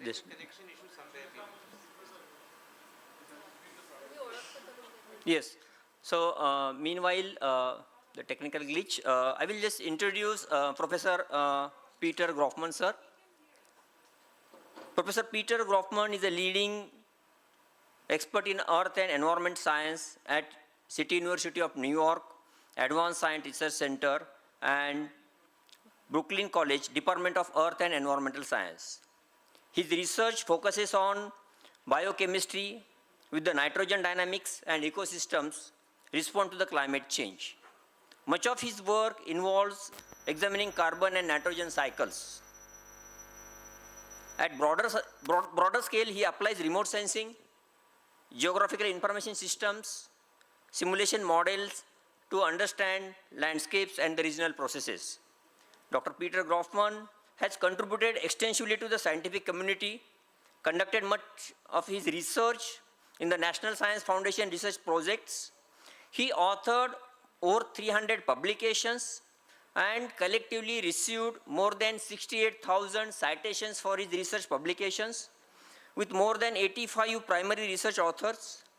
He has been widely recognized, including serving as a lead author for the US National Climate Assessment chapter on the ecosystems, biodiversity and ecosystems, as well as contributing to the IPCC reports. Prior to joining Environmental Science Initiatives in 2025, he was senior scientist at the Carey Institute of Ecosystem Studies. Dr. Peter Grofman received his BA from the University of Virginia and his PhD in the ecology from the University of Georgia. His extensive research, active engagement in the national assessment, and leadership in ecosystem science underscores his status as a key figure in understanding, addressing the ecological impact of the climate change. We are eager to listen to you, sir. Professor Peter. Thank you. Professor Peter.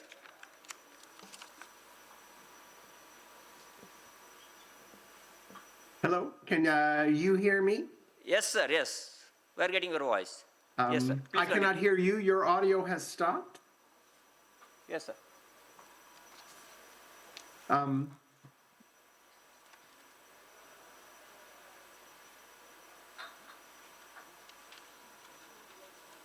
Can you hear me? Yes, sir, yes. Yes, you can continue. We are listening. Okay, I will begin to. I will begin to speak. I will try and share my screen, even though I cannot hear you, which is Yes, sir. Please share. too bad. I will attempt to share my screen.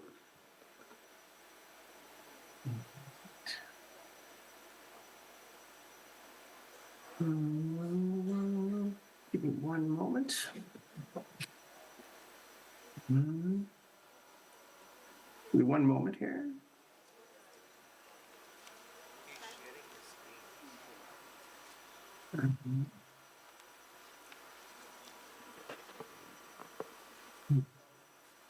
तुम बसा ना.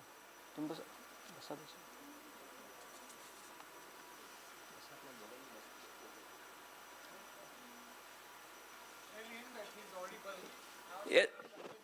Yes, sir. Yes, we got your screen also. Screen is shared. Okay, so hello, I am very honored to be able to join the conference today. I'm very sorry I cannot be there in person, but it is very exciting to be at this very large and exciting conference at this wonderful university, and so I'm honored to be here with you. And I wanted to talk about the challenge of climate change, and that is the title of my talk. And the idea, I would say that climate change is perhaps the greatest scientific challenge that we face in the modern world. And if we are going to, and in my talk, the theme is I asked the question of, will our science pass this critically important test for humanity and our planet? We as scientists really have got to address this challenge of climate change. And the theme of my talk is I believe that we are actually poised for great success, and that our science is strong and our science is evolving in ways that will allow us to meet this challenge. I'll make some cases that if we are going to meet this scientific challenge, it requires a multidisciplinary approach where we have to bring in scientists from many different disciplines, from physics and chemistry and biology, but also from the social sciences and economics and political science and anthropology.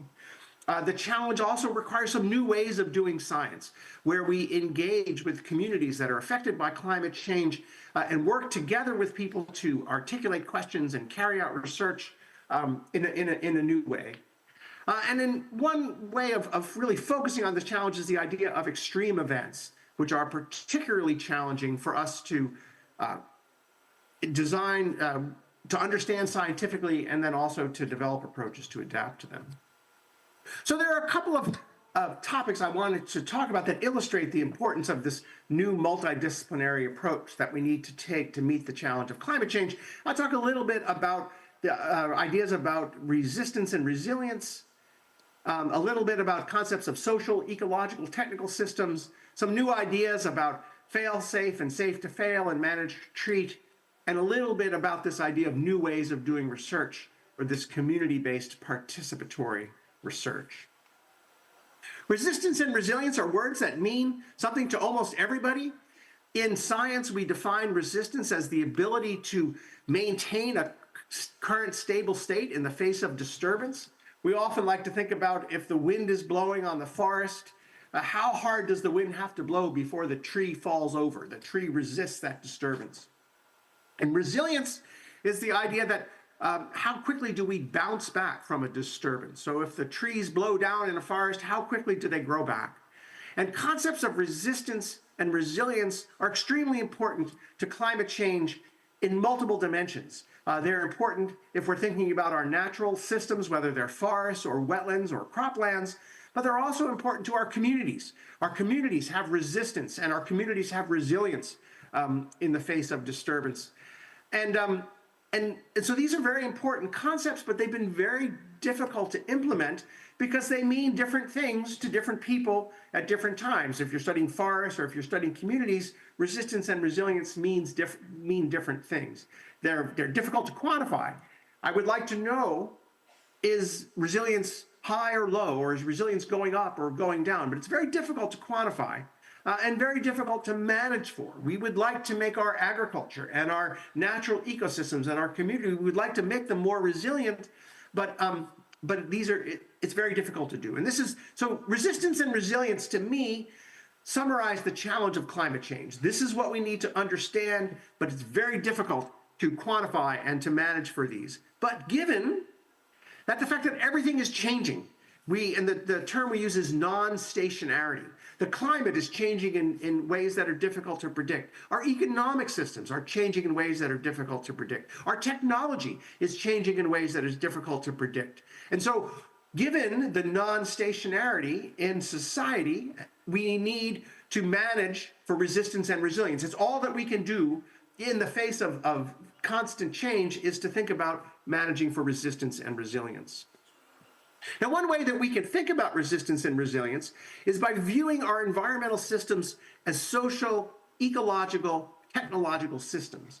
As an ecologist, we've traditionally viewed these systems as ecological systems. There are soils and vegetation and water in those systems, but as we really realize that we're managing these complex systems where humans are involved, we need to recognize that there's a social economic domain as well. And then also, if we're trying to manage for resilience, we have a technological infrastructure domain. And the addressing climate change and addressing the resistance and resilience to climate change requires understanding how the ecological, technological, and social domains interact. And we need to be conducting much of our research in this section where all three of those interact. And again, to me, this is a good way of thinking about the multidisciplinary challenge of climate change.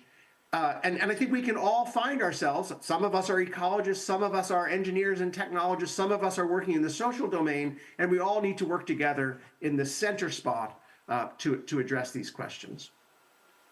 We've been doing this, and this is growing. So I've been involved in a network of 10 cities in the United States and in Latin America. So this idea of the climate change, these are global questions. And so we have some work, at least in the Western Hemisphere, and we're hoping that we can expand this type of analysis of social, ecological, technical systems. Can we expand that beyond North America and South America? And there are very exciting opportunities, I would argue, in South Asia. And we hope to involve more Indian students in this type of work. One way of illustrating the idea of social ecological technicians is to think about fail-safe versus safe to fail. Fail-safe is the way we think about our response to extreme events, is that we build large infrastructure with big walls, and the idea is that we will be safe behind those walls with a low probability of failure. So we build, and with a fail-safe approach, we build a big wall and we are safe until we're not. And when these solutions fail, the consequences are quite catastrophic. In the United States, we have the city of New Orleans, and we had Hurricane Katrina came. And in the city, everyone felt safe behind these large walls. But then when the walls fell, there were catastrophic results. And there is concern about a fail-safe approach. There is concern about building large infrastructure because of non-stationarity. Our models, we cannot predict future extreme weather. We cannot predict future social demographics or economics or urban form. We can't predict pandemics, for example. And so and this increases the probability of failure. And so this is motivating a new approach to infrastructure design to manage this risk. So rather than building big walls, there's the idea of, can we make systems that are safe to fail? Can we recognize that we will have extreme climate events, but we may not be able to prevent them? And so what we need to focus is on develops decentralized autonomous infrastructure systems that allow for resilience, allow for very rapid recovery. So if the water comes in, then can the water then move out very quickly? And this is a big change to go from fail-safe to safe to fail, and it requires a very different approach to perceiving risk and for managing risk. Again, decentralized systems, communication and collaboration across disciplinary barriers. It is an approach that's designed for a non-stationary world. And as an ecologist, we're in ecological systems, we always deal with complexity and component interactions. This makes a lot of sense, but there are many uncertainties associated about a safe to fail approach. So this is the research topic that will occupy us for the next 20 years, is if we don't build big walls, will the softer, smaller features, will they work? Will they effectively protect us from extreme events? More importantly, will the people in our communities, will they believe that these softer, smaller features work? Will they feel safe in a safe to fail world? And we also have concerns about equity. Will these features and will safety be delivered equitably across wealthy communities and less wealthy communities? And so these are research questions that we hope students at this conference will be addressing over the next 10 to 20 years. And we're also hoping that this work can be done in this new community-driven participatory research program where we engage with communities and we ask them, do you believe that these softer, smaller features would work? What research would we need to do to convince you that these smaller, softer features would work? And so this, to me, is an exciting research challenge. But I would argue that we are ready to address that because we've got new ideas about how to do this research. A lot of this research focuses on nature-based solutions, and this has been a very exciting area in climate change research. We look at our communities and we see a wide range of what we call green infrastructure or nature-based solutions. And they vary along what we call an eco-techno spectrum. So we have ecological features, we have wetlands, we have forests that are at the very much ecological end of the system. These are natural systems. At the other end, the technological end of the system, we have highly engineered features such as porous pavement or bioswales. And then we have lots of things in between. We have parks and streets and urban agriculture. And there's a tremendous amount of interest in designing these features and a tremendous amount of need for research to determine how these features work. One way of viewing these features is, again, in a social, ecological, technological context.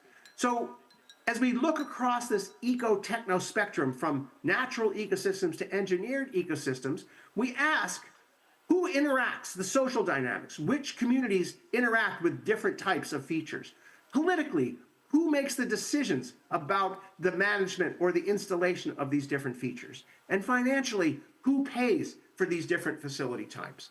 And I think the eco-techno spectrum is a good example of how we can apply a social, ecological, technological approach to a very important component of climate change, which is addressing green infrastructure and nature-based solutions.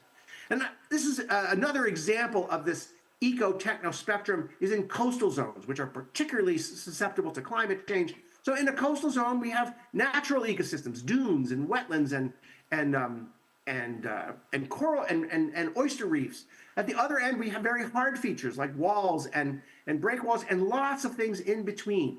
These features that combine natural features and engineered features are very exciting and very important for building resilience and resistance in our systems, but lots of research needs to be done to determine, will these features work? Will people believe that they're going to work? And will they be delivered in an equitable way? One other idea that I was hoping we could talk a little bit about is the idea of managed retreat.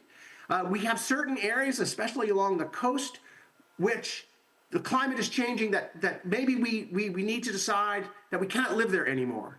And in the idea of managed retreat, we move our human settlements out of harm's way and we restore these natural areas. Let them go to wetlands or to forests or mangroves. And this would move people out of harm's way and would increase resistance and resilience by allowing natural nature-based features to protect us. And in managed retreat is very, very challenging because we have to plan to say, where will we retreat? How will we make decisions? What are the conditions that we need to make good decisions about managed retreat? And as an ecologist, this is a good idea. Just like in Safe to Fail, the idea, it takes advantage, it recognizes the complexity of our natural systems, but it's a very complex topic, managed retreat, because we've become, how do we decide who makes the decision to stop rebuilding in the face of disturbance and when? And if we move people away, who will pay for that relocation and where will people be relocated? And again, managed retreat is another example of an important tool to make our communities more resistant and resilient to climate change, but it will require a lot of research to figure out if we will be able to meet that challenge over time. One other last exciting topic that I wanted to talk about was measuring and predicting resilience. We would like to be able to come up with techniques to determine, are our systems resilient, and is that resilience increasing or decreasing over time? And here, there's progress in new mathematical approaches to looking at data, and in particular, variance in data.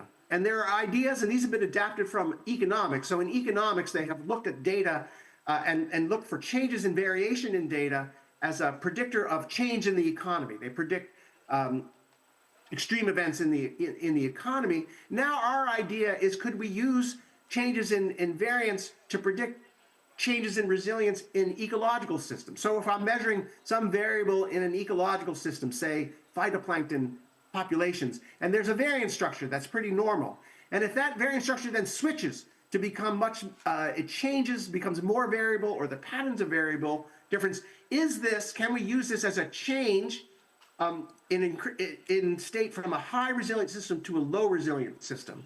And this is, again, another component of social, ecological, technical analysis, that can we use new techniques in mathematics and in modeling to address questions about resilience. And this is another, I think, exciting area for research in climate change.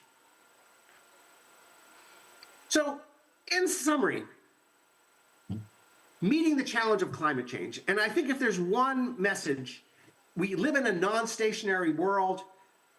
There are complex challenges.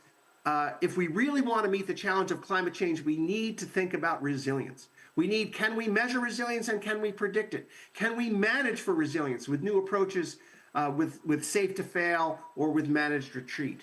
And this, I would argue, is the theme that we need to take an integrated approach, a social, ecological, technological approach. We need to use this community-based participatory research to focus on resilience, resilience, resilience. And that is the key to meeting the challenge of climate change. And I am optimistic. I would argue that we have important and powerful conceptual approaches. We have new ways of doing science. And then perhaps most importantly is we have young people. So at a conference like this, we have young people that are eager to do this work, young people that are eager to work across disciplines to address these challenges. And so I remain optimistic that our science, we will meet the challenge of climate change. And I thank you very much for inviting me and for listening to me this morning. Thank you. And I cannot hear you, so if you have any questions for me, you could put them in the chat or somehow figure out how to get the audio to work, but I cannot hear you.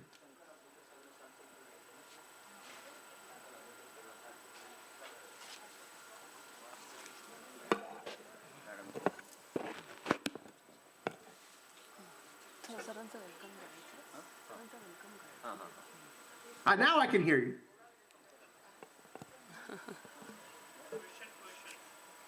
Any questions from the audience?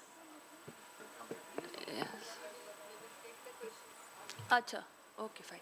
Now I request Madam, kindly welcome Shankar Abhyankar. हाँ, मैं करते शुरू करते हैं. second session. It is my pleasure to introduce Gurudev Dr. Shankar Abhyankarji. Sir has been MA in Sanskrit and English, PhD, DLit.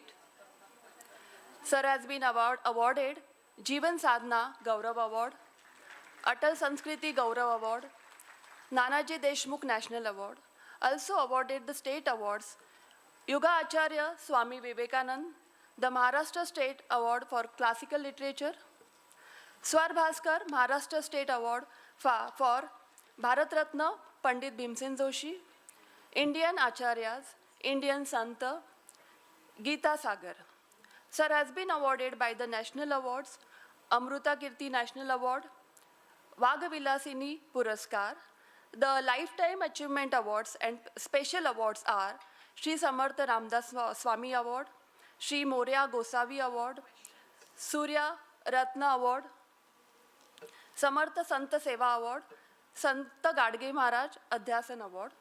Sir is the author of about 7 well-known books, also chief editor of the great Encyclopedia of Devotion. With this brief introduction, I request Sir kindly address the audience. Before that, you thank Peter Joshman. Acha. He is online. Okay.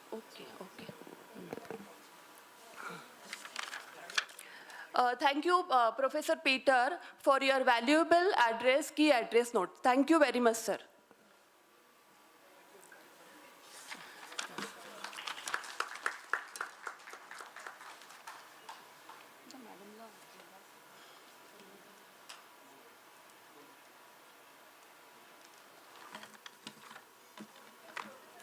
Sen madam, kindly join us for the session.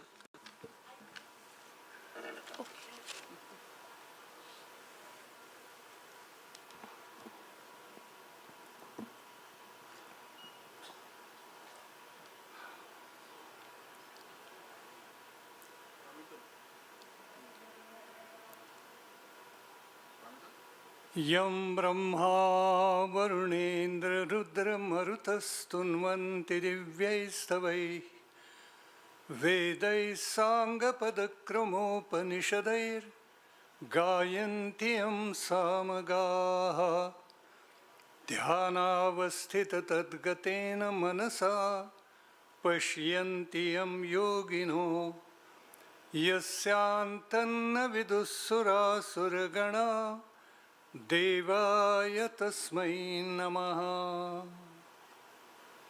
Prabhu. Honorable Vice Chancellor, Dr. Chakradevji,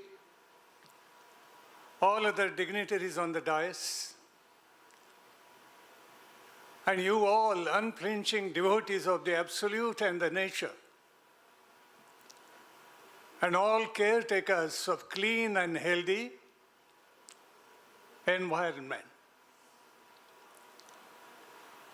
It gives me immense pleasure to be part and parcel of this 3-day seminar, 3-day discussions internationally. However, I would like to present our traditional views in my lecture.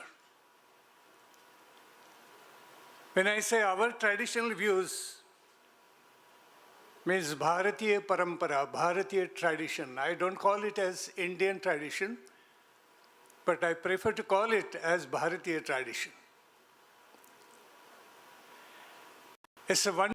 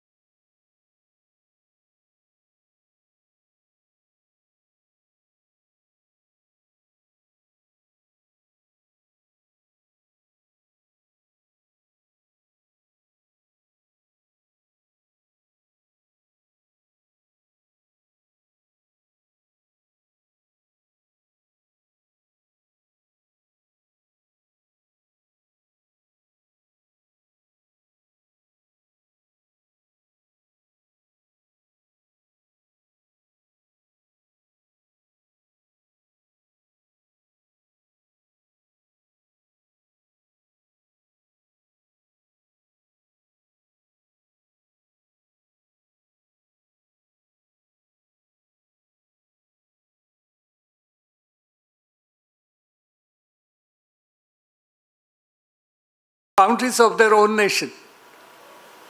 Why? Our motto is live and let live.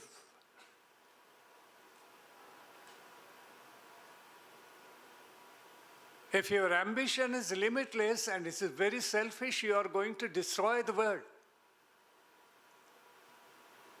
And through this extraordinary ambition,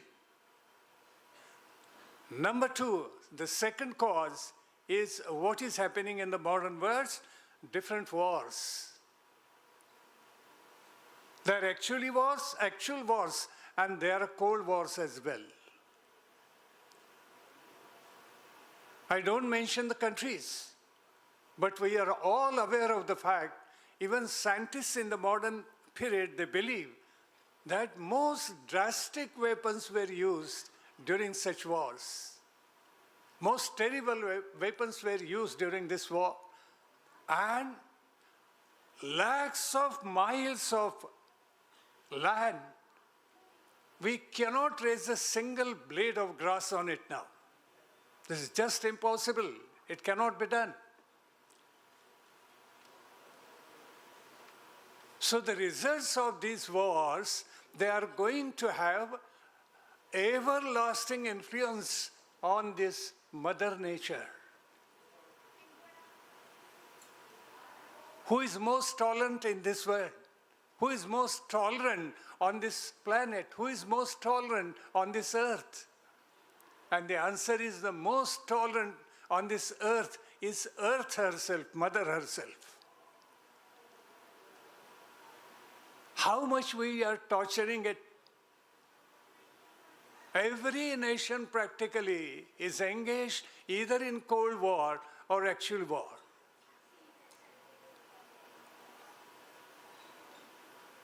When the major weapons have been utilized in such wars, the results are lasting on the Mother Nature. It changes the environment, it disturbs the nature, and it changes the climate as well. And because of wars, took too much of selfishness and desire. Reason number three is people want to have dominance over, more and more dominance over natural resources. Time has come to clearly declare what we must declare what spade is spade. We must not hide it now. Let us come out with the truth.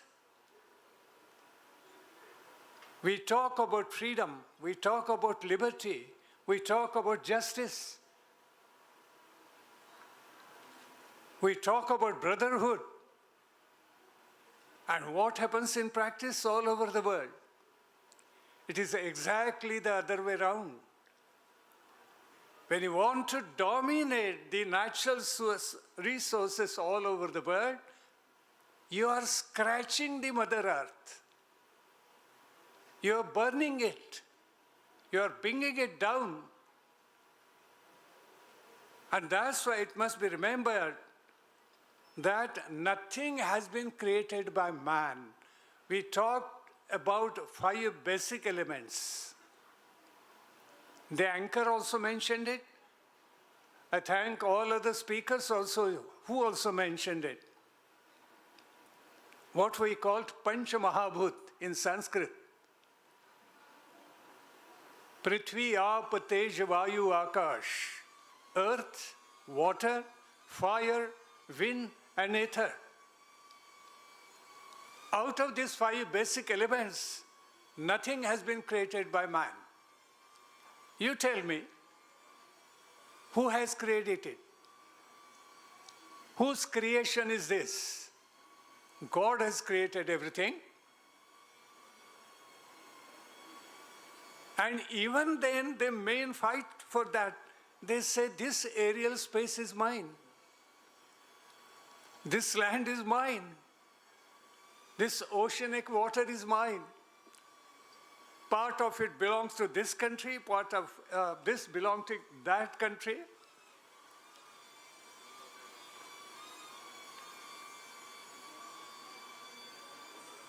naturally the result is disastrous. We are not the owners of the 5 basic elements on this planet. And because of that, too much emphasis has been given on material prosperity. We are forgetting ethical and fundamental human values. And because of that, we have lost basic moral values as well. I recall one wonderful anecdote from our Brahman Granthas. Our tradition gives emphasis on the Vedas, Smriti Granthas, Brahman Grantha, Brahman texts, Upanishads, which is called as Vedant. So from Brahman text, I recall, Brahman has nothing to do with caste, remember. Brahman Granthas are connected with the sacrifice. I recall one wonderful anecdote from it, which tells something about the mother nature. There was living in a small village, father and son, and father was scholar of the Vedas. His name was Varun. And his son, Bhrigu, he took all the lessons from his father. He stayed in Gurukul also, the residential school, and he became the champion of the Vedas. When he came back, our preaching is this, that Vidya Vinayana Shobhate. Vidya, that is knowledge, begets humility. It happened exactly the other way around. And Bhrigu became very egoistic. And father realized that, so he asked him some difficult questions, and Bhrigu could not answer that. So he said, Father, I don't know the answer of all difficult questions. Where could I possibly get the answers? So Varun, his father, said, Bhrigu, please go to the east, then go to the south, then to the west, and finally to the north. And before coming home, you better go to the northeast. So be it, said Bhrigu, and he wandered in all 4 directions. What he saw in every direction was terrible. In the east, he saw that the men were cutting men and eating them. The same he saw in the south, also in the west, also in the north. And finally in the north, he saw a very terrible person standing. On the right hand of his, there was one very beautiful woman. On the other left-hand side, there was most ugly woman who was standing over there. He was very dark. His eyes were very yellow. And he was looking at the nature. Bhrigu was frightened like anything. In every direction he asked all his friends and the people who were doing all this destructive work, terrible work. He asked them, why are you doing that? Why you are killing the people? Is there no redemption for that? Is there no solution for that? You can discuss, you can come together and solve the problem. And the people said, yes, there is the solution. And Bhrigu asked, where can I find it? So all of them said, go back to home and ask your father. He knows the answer. He was surprised. In every direction, he got the same answer. When he came back, he was so distressed. He could not eat anything. He could not drink water, nothing. He could not recite what he has learned in Gurukul. And father asked him, what is wrong with you? He asked him. Then he recalled what he saw in every direction. And he said, I could not understand the meaning of all the sights that I saw over there. And father laughed heartily and said, it's very simple. He said, what you saw in the east was this. People were eating people. It means that the people were cutting the trees. People were cutting the forest. You cut the trees and ultimately you will have same fate in the future. And Bhrigu asked, what about the south? And father said, what you saw over there, that people were killing the animals and eating them. The same will happen with the human beings in return. And what about the West, he asked. And Bhrigu laughed and said that they were eating the medicinal herbs without planting anything over there. And in return, they will have the same fate. And what about the North? Bhrigu asked, and father said it is very simple. They were drinking the water, not allowing to give that drinking water to the others. So they are going to face the same problem and same fate in the future. And what about that man, he said? That was the anger, Varun said. And that beautiful woman was Shraddha, that is the genuine faith that we have in our mind. And what about the other one, he said? Exactly other one. Varun said, the opposite of it. Some people have genuine faith in their hearts, so they protect the nature, they protect the environment, and they take every care of the climate. Those who don't do that, that was represented by that ugly woman. Bhrigu understood everything. So what is the solution? How should we come over all these ambitions, all these wars, too much of material prosperity, too much of selfishness? It has been answered in our tradition, glorious Hindu tradition. It has been mentioned, Rita is the only answer. In our land, there is one stotra recited by millions and millions of people, which is called as Atharvashirsha. Atharvashirsha, in which sage Ganak takes the vow, he says, Ritang Vachmi, Satyang Vachmi. I will speak the truth, Satya, that is truth, and I will speak the truth which is based on the Rita. What is that Rita? That Rita is nature. That Rita is cosmic law. That Rita is the universal order. You are never supposed to encroach on it. It is the cosmic law of balance that is governing the cosmic processes. Maybe it is natural, social, moral, spiritual. It is the Vedic expression and its principles being preserved in post-Vedic times by karma, the pathway of gods and dutiful men, also called as Rita, Ritasya Panthaha, what they say in Sanskrit. The word Rita is originated from basic root, Ru, which means to go, to progress, to raise, to prosper. Rita is the eternal cosmic law. You cannot change it. If there is a shortage of water, you cannot create an ocean of drinking water. This is not possible for mankind. That is called Rita. This is cosmic order, and therefore it has direct bearing on human behavior. Since Rita is an eternal cosmic law, it also controls the definite universal order. There are some fantastic examples in the nature.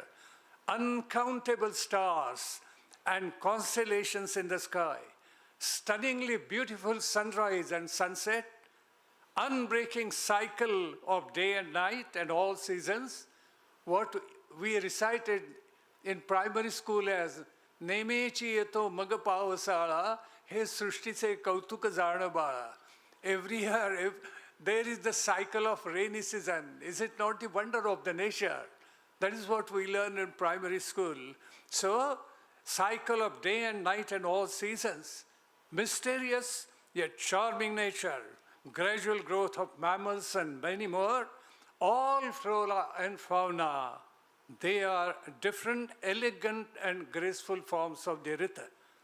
The illumined sages in ancient Bharat, through their intuition, they discovered this eternal, everlasting truth.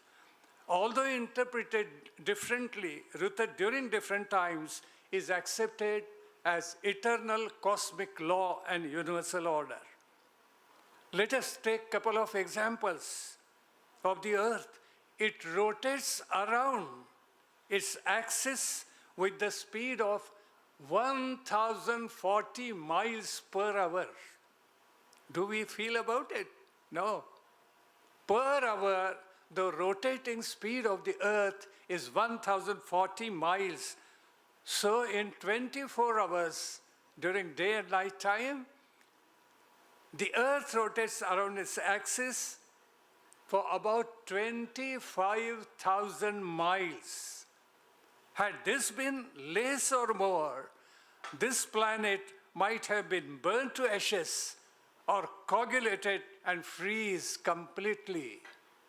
So who has created this balance? This balance is called as Rita. This is cosmic law.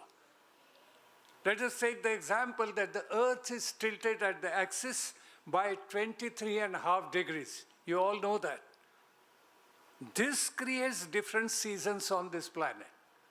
There is rainy season, there is summer, there is spring, there is winter. Had it not been tilted,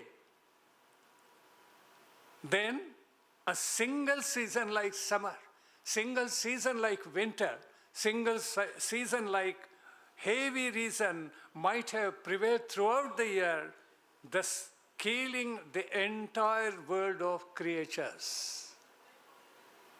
So in our tradition, how much consideration has given to the nature? I'll give you one example. We perform puja every day. And we make some promises while performing the worship, while worshipping the God. We give some promises. It is called as sankalp. What we say that asmakam sakutumbanam saparivaranam.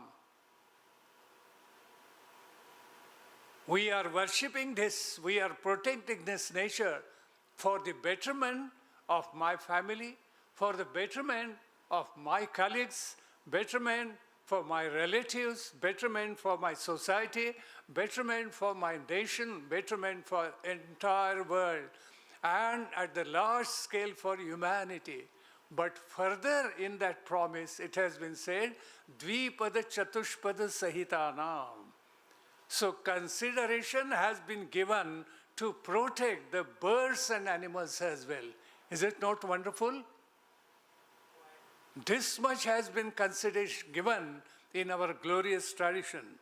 This seasonal change is done because of Rita. For gravitational force, there is specified distance between sun and the earth.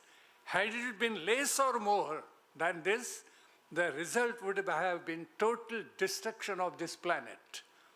The gravitational force and the exact distance between these two is called Rita. That is the cosmic law. Never destroy, try to destroy it. Never encroach on cosmic law. Never encroach on nature. Never encroach on environment. What we see today, that the great metropolis cities like Delhi and other, they are choking. Air quality index shows more than 500. I wonder how people survive in such conditions. We must take this problem very, very seriously. The distance between the earth and the moon is around 240,000 miles. If I'm not correct, please correct me.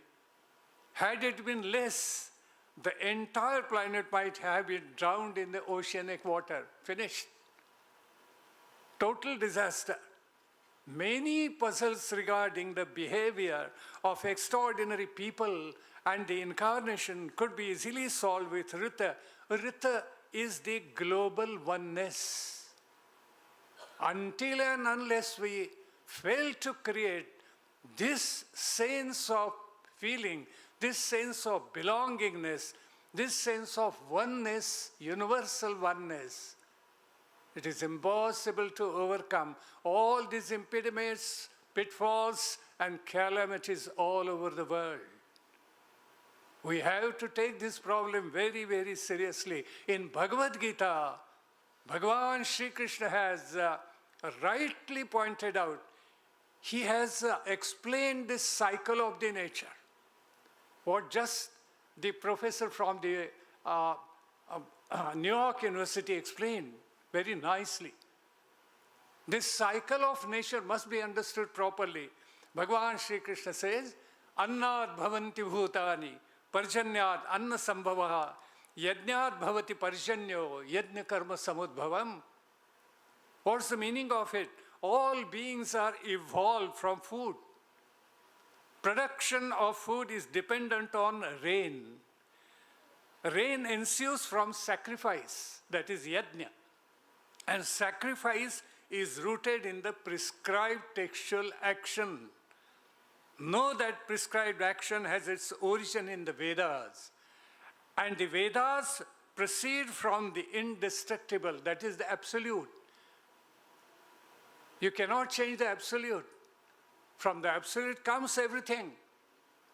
Bhumirapo nalo vayu kam mano buddhirevacha ahankara itiyam me bhinna prakritirashtada. This nature is made of 8 things. It has been said. Earth, water, fire, wind, and finally ether. And plus 3 things. Human mind, human intelligence, and above all, human ego, which are slowly, poisonously destructing this beautiful Mother Nature. So what Lord Krishna says is, Vedas proceed from the indestructible, hence all the pervading infinite is always present in the sacrifice. Is it not beautiful? We must not break this cycle of the nature. If you want to protect the climate, if you want to protect the environment, you have to protect this cycle of the nature. You must not break it. Otherwise, you are sinners. Don't do this. Even in the Upanishads, it has been said, Aditya jayate vrishti vrishte rannam tatah praja. It is because of the clouds have been created from the water of the ocean, but that is because of the sun god. And finally, they bring the rain on the earth. Because of rain, we get crops and grain, and finally food. This is the wonderful cycle of the nature. We must not break it. I recall one of the commands given by Shivaji the Great. Honorable Munuguntiwarji mentioned about Shivaji the Great in the beginning. And what he said, in one of his letters he has commanded, if you want to cut a tree, single tree, before cutting that single tree, you have to plant 100 saplings. Without that, you cannot cut one tree. So you have to plant 100 trees first and then cut. Then with the permission of the government officer, you can cut one tree. If we become the followers of all these, naturally we are going to conquer the world, not by war, not by selfishness, but by protecting Mother Nature, by love, by philosophy, by our very, very decent approach. I remember the motto of this university, Vice Chancellor ji. It's a wonderful, Yatte bhume vikhanami kshipram tat apirohatu. Hence I said that the most tolerable in this universe is the earth. This motto is self-explanatory. That is why our forefathers, even from the times, immemorial times, they are declaring about it that Vasudhaiva Kutumbakam. Create that feeling of Vasudhaiva Kutumbakam and every problem will be solved. I recall that wonderful prayer and I would like to conclude my speech with that prayer. Sarve pi sukhinas santu, sarve santu niramayaha, sarve bhadrani pashyantu, ma kaschit dukkham apnuyat. All should be happy.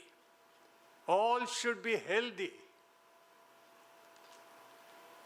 Sarve bhadrani pashyantu. All should do the philanthropic verse. We have forgotten this philanthropy because of selfishness. Man has become, human beings, they have become very, very selfish all over the world. Go beyond the cycle of your personality, go beyond that and see that philanthropical jobs could do miracles on this planet. And so everybody should think about the welfare of the other people, do the philanthropic tasks, be karma yogi. Unattached actions will do good to this Mother Earth, otherwise not. Ma kaschit dukkham apnuyat. And no one should come across any kind of sorrow, of sufferings, and there should be peace and peace and peace of all three different types of sorrows on this planet. With these words, I conclude my speech by congratulating the organizers of this international seminar over here, and all the participants, those who have come from different parts of our nation, those who have come from the foreign nations as well. I extend my warm thanks to them, and once more the congratulations to the organizers. Thank you very much, and all the best.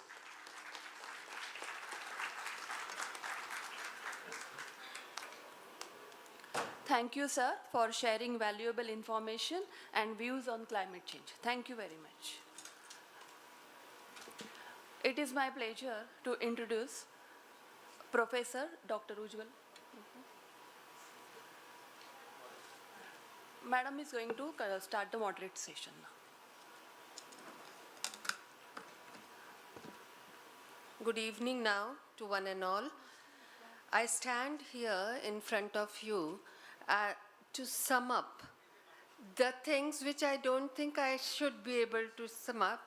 I am humbled by the act, but because Dr. Dharmadhikari ji, Avinash Dharmadhikari ji, who was not able to be here today, so to do the job, what he was supposed to do, I will attempt to accomplish it. I don't know whether I'll be able to do the justice. Two stalwarts who have said something on this. One, before that I acknowledge Honorable Mungantiwarji. We had kept a chair for you over here. Okay. In the audience, all of you now know that we have Rajendra Singh ji. In the audience, we have the stalwarts who have worked a lot on the field, in the field of climate and climate change. Yet, I attempt to do something which is as a job, in that while talking about it, I may also continue to tell something which I wanted to tell in our inaugural session. Because of the time constraints, I was asked to sum up very fast, so I just could not mention the purpose and the objective with which SNDT Women's University started or initiated this, and how it was supported by Honorable R. Bhau. That's why that I'm going to take some time and mention it here. We are honored that Dr. Peter Groffman agreed to be here as a keynote speaker to set the tone. At the same time, he was not able to come personally, that he mentioned, and that's why we could take the advantage of technology and listen to him virtually. And I was surprised, pleasantly surprised when I was listening to him, that what he mentioned has all, I knew what Pandit Shankar Abhyankarji would say, because I've been listening to him. And they said the same thing, and in the same language. He took the examples of our country's traditional philosophy, where, however, Dr. Peter Groffman talked about the Western technology and the research which is moving on and going on. He mentioned about community-based participation and research. Honorable Bhau has mentioned it n number of times during his speech, prior to that, and in our morning session of the rally where the children were taken up to the rally.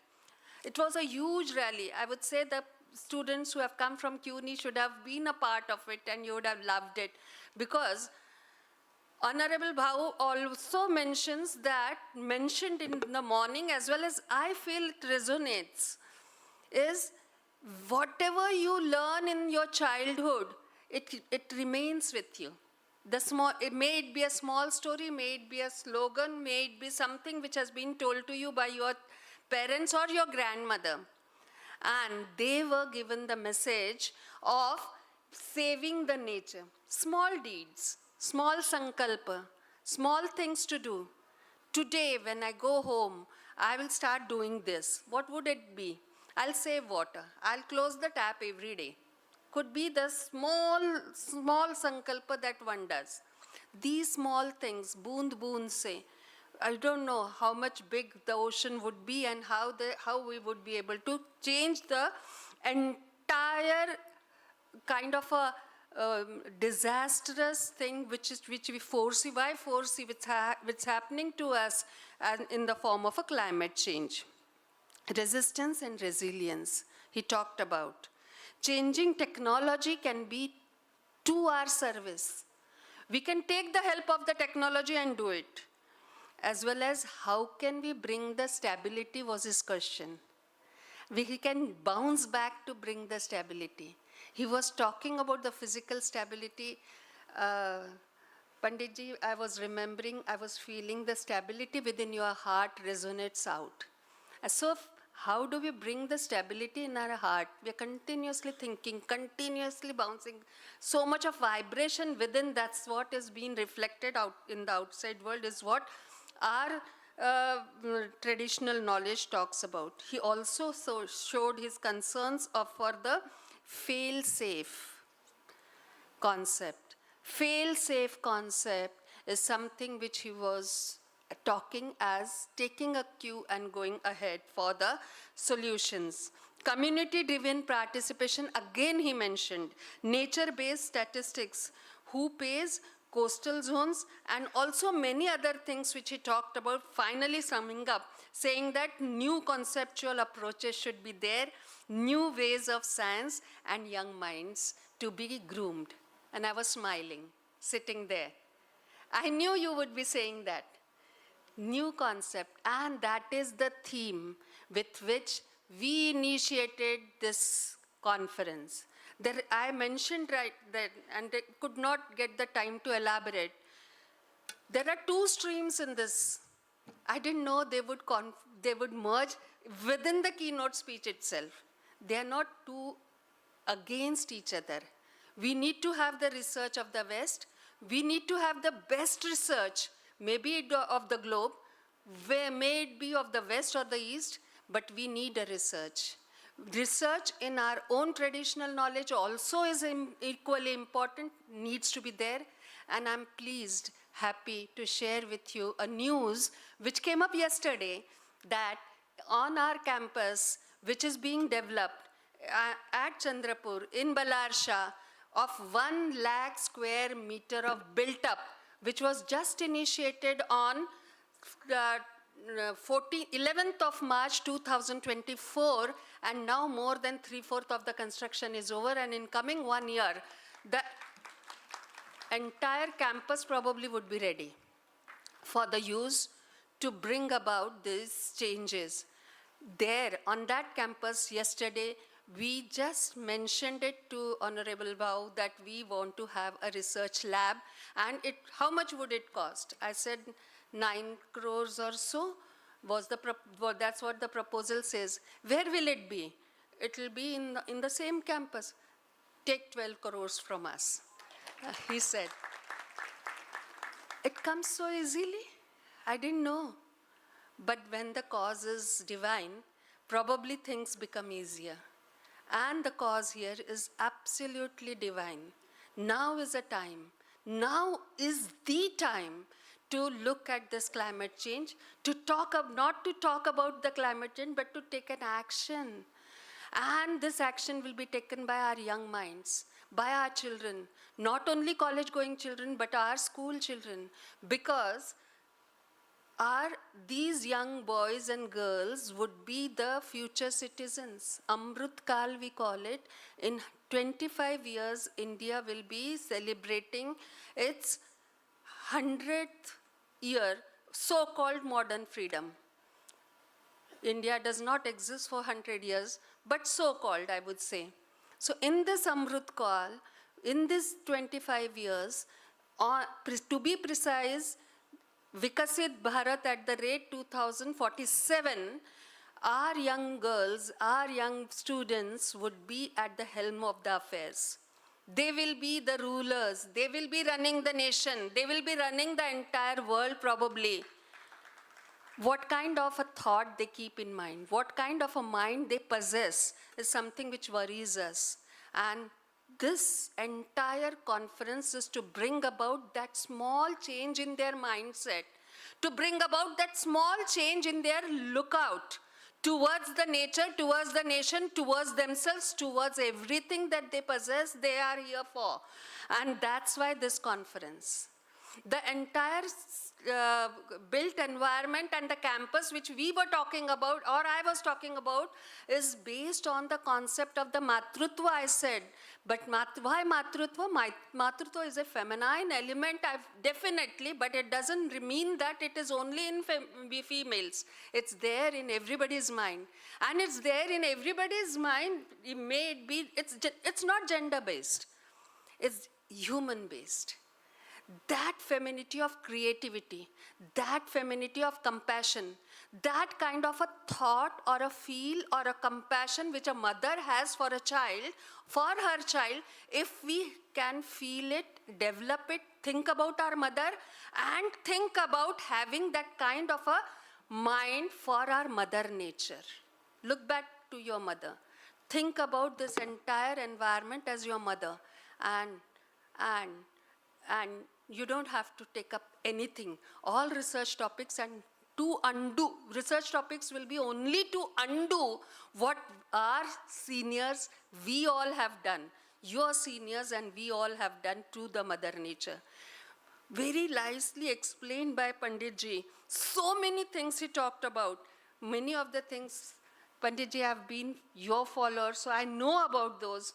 And I knew that you very brilliantly said only about 5 things. Man's ambition, his desires, fighting with each other, wars, whether it could be a cold war or a real war on the ground, and we are tolerating moral decline, dominance. You said something about having the feeling of a dominance over everything, may it be a other person or a nation or the natural element. Water, Prithvi, Aap, Agni, Vayu, Akash are not created by man. They are given to us as we should be thankful to the God, thankful to the Creator who has done it. And yet we fight saying that it's mine is what you said, and that's the reason of the climate change. And you beautifully narrated the story of Bhrigu, and Varun also talked about so many things. A small part of that, if we take up, we would be wonderfully enlightened. Rit is very elaborately explained by him. Cosmic law. We don't have to go against cosmic law. We have gone. And that's the reason we unfortunately are discussing the climate change in the conference, sitting in the air-conditioned hall, talking about it, and then thinking about taking it away. And we are unfortunate that there is a need to discuss these issues. Had we been sensible, had we been in our own senses, we would have not done it. Again, I come back to SNDT Women's Universities. Its purpose is establishment by our founder, Maharshi Dhondokeshav Karveji, who established this university 108 years ago, with the only thought empowering women through education. That time he did mention empowering, but now our Honorable Prime Minister says there's no need to empower women. It is only the realization amongst the women that they are already empowered and they can lead the world. So women-led nation empowerment is what is now being talked about. So women-led empowerment, if it has to come up, the entire earth can be then looked at through that viewpoint of Vatsalya, which I was talking about, which is always there in the mother's heart. Mother Nature had been very kind to us. It's now our time that she's crying, she has been scratched, she has been taken out with what dignity she deserves, and we now need to pay back to her. Academicians can do it. You young girls, boys can do it through research. And that's why the research campus is there. All this and many other ways which we are going to deliberate is something which will come up. This is a forum where I want to really thank Honorable Bau once again and all the dignitaries who are here, yourself, Panditji, Neil Phillips, Paramita, and all the students here, that we really want, we can hold it at Chandrapur because there are many reasons for it. But this becomes the basic reason that from this place, which is full of nature, full of forests, full of green areas, full of flora, fauna, we need to protect it. And not at the cost of not having the development. We do want to have development. Development cannot be against the nature. They need to go hand in hand, and the research needs to happen to understand how do we do it. These are the various issues, many more to deliberate on. And once again, I welcomed you in the inaugural session, but I now again welcome you warm-heartedly, and I want you to be active, take home messages, and do something. Take sankalpa. Our Rajendra Singh ji, honorable waterman of the country, he has done wonderful works for the entire country. You need to talk to him, learn from him. He's available here. The presence of a person itself enriches you.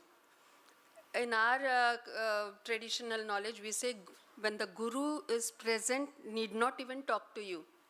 The knowledge emanates, and we can learn from him. So many things for you to take up. If we want to continue, we'll continue with the speeches of our Salil ji and also Neil. We would like to hear you. We have not been able, we had to cut down our inaugural session, so we will continue with that. Once again, thank you so much. And this is what I thought I should share. Thank you, madam, for sharing your valuable views with the audience. Thank you very much. Our next speaker is Shri Salil Kedarji. Salil Kedarji is the Strategic Planning and Public Engagement Advisor in the Public Diplomacy Section at the US Consulate General, Hyderabad.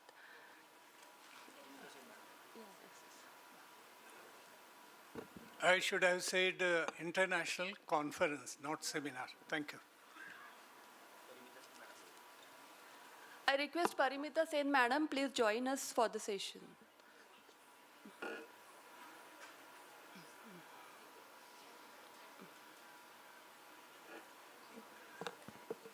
Madam.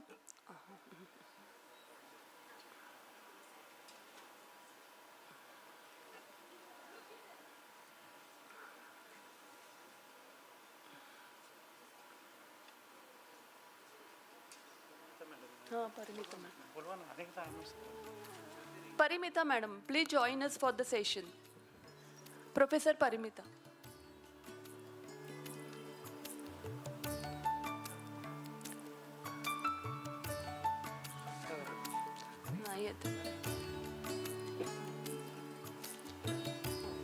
Salil Kedarji is the Strategic Planning and Public Engagement Advisor in the Public Diplomacy Section at the US Consulate General, Hyderabad, India. He leads the cultural and educational outreach and professional exchange team in Hyderabad. Salilji is also an faculty of the US Department of State Foreign Service Institute. Prior to joining the US Consulate General in Hyderabad in 2009, Salilji worked as Assistant Professor of History at the ICFI University at Maulana Azad National Urdu University. His area of research are the history of art, architecture, and medicine. With this brief introduction, I request Sir kindly address the audience.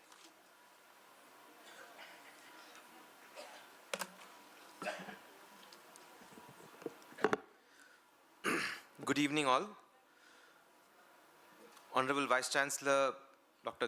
Abhyankar, Mr. Mungantiwar, Dr. Singh, my colleagues from CUNY, really honored to be here this evening. I work at the US Consulate in Hyderabad, and I was joking that we are very territorial, like tigers of Chandrapur here. We are very territorial. I work in the consulate in Hyderabad, and the consulate in Hyderabad is responsible for the states of Telangana, Andhra Pradesh, and Odisha. And I have crossed that line and come to Maharashtra with permission from my colleagues in the consulate in Mumbai. And the reason was that this particular conference is in partnership with the City University of New York. And the partnership with the City University of New York came about through a particular grant that we had with the consulate in Hyderabad. So I'm really, really happy that I could come here. But I had a secondary motive also, which is also that my research area that as ma'am mentioned, I was teaching before, teaching history. My research area is on the Indian knowledge systems. I'm looking at the history of medicine in the medieval Deccan, and Dr. Abhyankar's talk was very, very useful in that regard.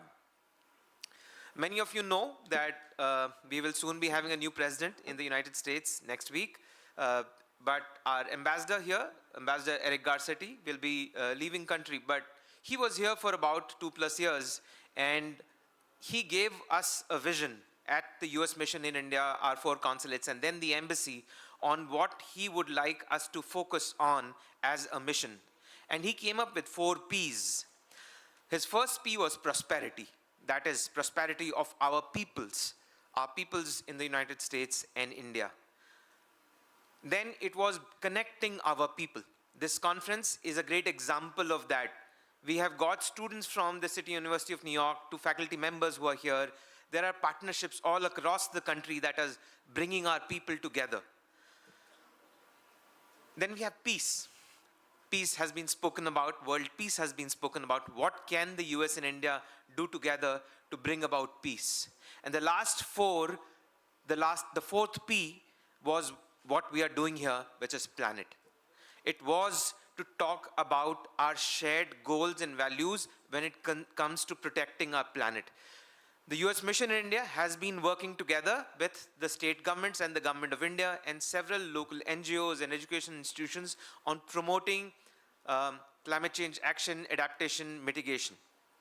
But those 4 Ps also resonates with us in Hindi. If we looked at Shanti, Samriddhi, Swasthya, and the Swasthya is not just about human health, it is also about the health of our planet. And then it is about the Sajhedari. So the partnership of the 4 Ps and the 4 S's is what was and continues driving us together. Climate change, public health threats, the demand for sustainable energy, and I would say these are some of the biggest threats that we have lived through in history. But small steps matter. And as Sudhirji's story about the bird carrying the water, these small steps matter. How are we supporting these small steps?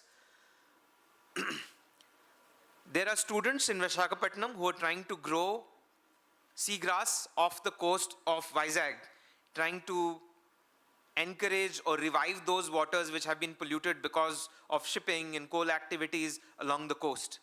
We have students in Hyderabad who are trying to work on very low-cost cooling solutions. We have a young man in Odisha, Sudhirji, you will be happy to know, who is single-handedly going around and planting mangroves. That's his target. He lives in a rural village. He dressed up like a turtle, cycled around 800 kilometers in Odisha, dressed like a turtle, just to promote turtle conservation. The olive ridley turtles who nest there, Maharashtra has become the biggest nesting ground now. But these are small projects that we have been supporting with young individuals, with organizations, and it has really helped because these small steps matter. And I do believe that these small steps matter because we have seen results coming out. The addresses that we heard here are very clear that the information exists within us, within our own knowledge systems. These were part of our culture. It has to be revived. And nature is all powerful. We've called it Mother Nature. I remember my mother is now 76, much calmed down, but when we were young, when we did mistakes, we would get that slap across the face. The mother has her own way of, bringing us to the right path. Mother Nature is no different. If you're trying to dominate nature, she will respond. The forest fires that was addressed here back in Los Angeles is an example of that. A few years ago in Simlipal, we were today here at the Tiger Reserve, the very large Tiger Reserve in Simlipal, saw 350 forest fires in a short span in February of 2021. Uncontrollable. About a third of Simlipal was destroyed by forest fires. I spoke about partnerships. It was NASA pictures at that point of time which actually showed where the fires were still active and allowed the government of Odisha to take measures to slow down and then finally deal with those fires. So be it Chicago or be it Chandrapur, be it Los Angeles or be it Simlipal, there are lessons for us that bring us together. The health of our families, the stability of our communities, and the sustainability of our planet depends on the work that we do together. And that is why the word partnership comes in between our two countries, our two governments. It is important that as we do research, ma'am, as you said, that we have data. And we need data to be able to understand how nature is changing and what our actions should be like.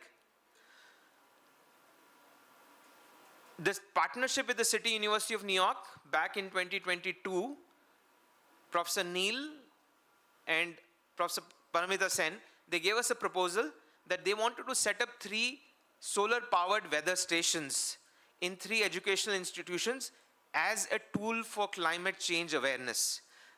And he gave us the example of, we were on a call, and he said, we have put up this station at the Govardhan Eco Village in Palghar.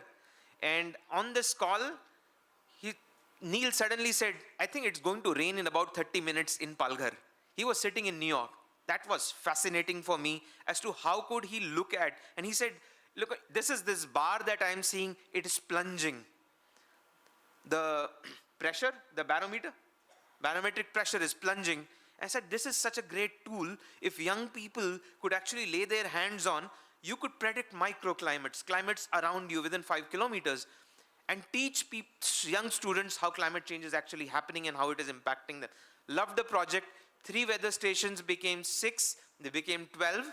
I had gone to the embassy, I was talking to my colleagues in the consulate in Mumbai. They liked the idea. They have 7 weather stations in the states of Goa, Gujarat, Maharashtra, Madhya Pradesh and Chhattisgarh. And in total, today, 2 years down the line, 3 weather stations have gone up to 22. So that's partnership, and it is all at educational institutions. It is all about research. It is all about data. And we really look forward that more such research can happen. One weather station is here in Chandrapur also now, and that is helping researchers understand what may be specific to this city and what kind of responses should come about.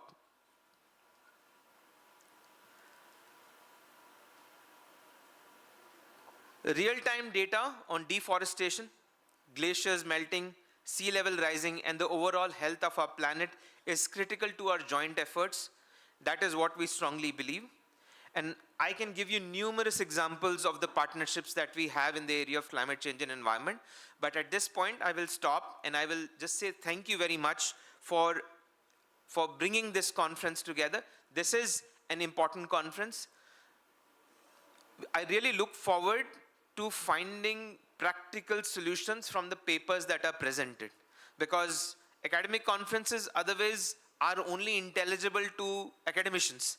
The idea is, how can we take knowledge that is discussed here outside and make it practical? So I would end with a request to everybody who is presenting papers here over the next 2 days to be able to see how can your research benefit the common people. How can we benefit the masses in general and make it more intelligible? We at the US Consulate in Hyderabad, Mumbai, and the US Mission in India stand by in partnership with India and promote any move that brings peace, prosperity to our people, and especially protection to our planet. Thank you very much and all the best.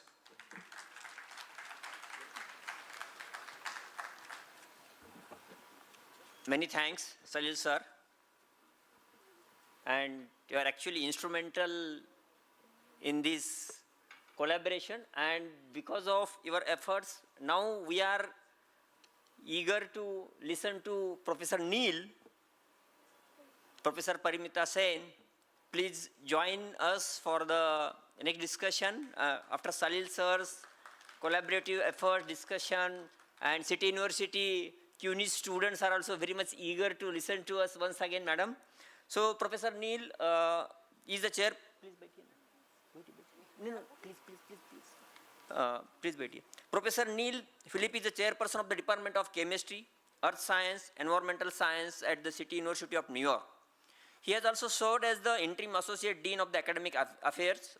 Dr. Neil Philip holds a PhD in environmental engineering, master in environmental engineering, and dual bachelor's degree in chemistry and metallurgy.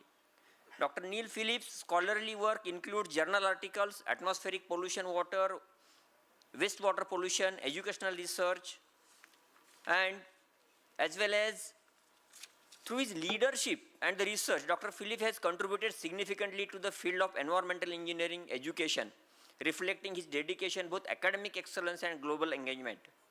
He is a principal investigator for the different grants, as well as now he is currently holding $3 lakhs US National Science Foundation research grant with the IIT Bombay, IIT Delhi, and SNDT Women's University.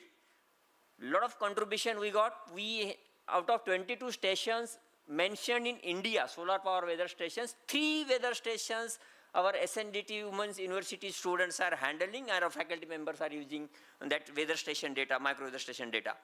Thanks for this, all the efforts. Dr. Neil, please, now we are eager to listen to you. Please come. Dr. Sen, Actually, we were together. Yes. I will just introduce Dr. Paramita Sen also. Together they will talk to us. Dr. Paramita Sen is a lecturer in the Department of Chemistry, Earth Science, and Environmental Science at the City University of New York.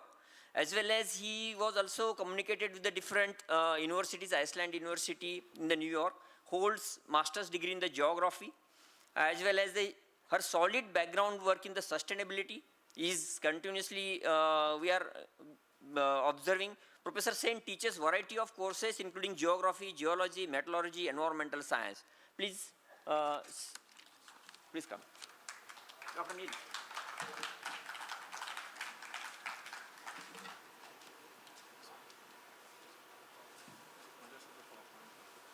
Okay. Good evening, everybody. Where are our students? Are you sleeping, jet lagging? Are you enjoying? So you got a different perspective today, a theoretical perspective about environment and nature through our esteemed guest speakers here. In US, we are always talking about nature or environment in a very scientific way. We do research, and it's very data-driven.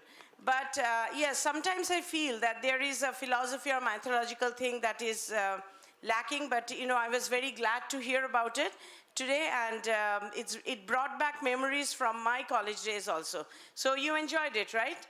So there will be some quiz questions on it later on. Okay, so. She put it up on the screen. Okay. Hello, everyone. Happy to be here. Thank you for this great opportunity to come to India again and engage with SNDT University. Thank you, Vice Chancellor Chakradir, Mr. Chakradir, all the, my guests, my colleague Salih Khadr from U.S. Consulate in Mumbai, Dr. Shetoli for all the great work he's done to help, and Dr. Nilas, and all the great people at SNDT, the students at SNDT University as well. And also, we wanted to welcome our students from CUNY who come all the way here, been here since December 29 for 1 month almost in India. So we want you to stand up, and I'll call your names so we can honor you guys. We have Angie Lara from City University of New York. Angie. Luis Angehil. Lily. Sumora. Benjamin. Luca. Sambu. Okay. Sherman Sherman is from Columbia University. So he's given us really helping us a lot. Thank you, Sherman. Liam. You have Jalen.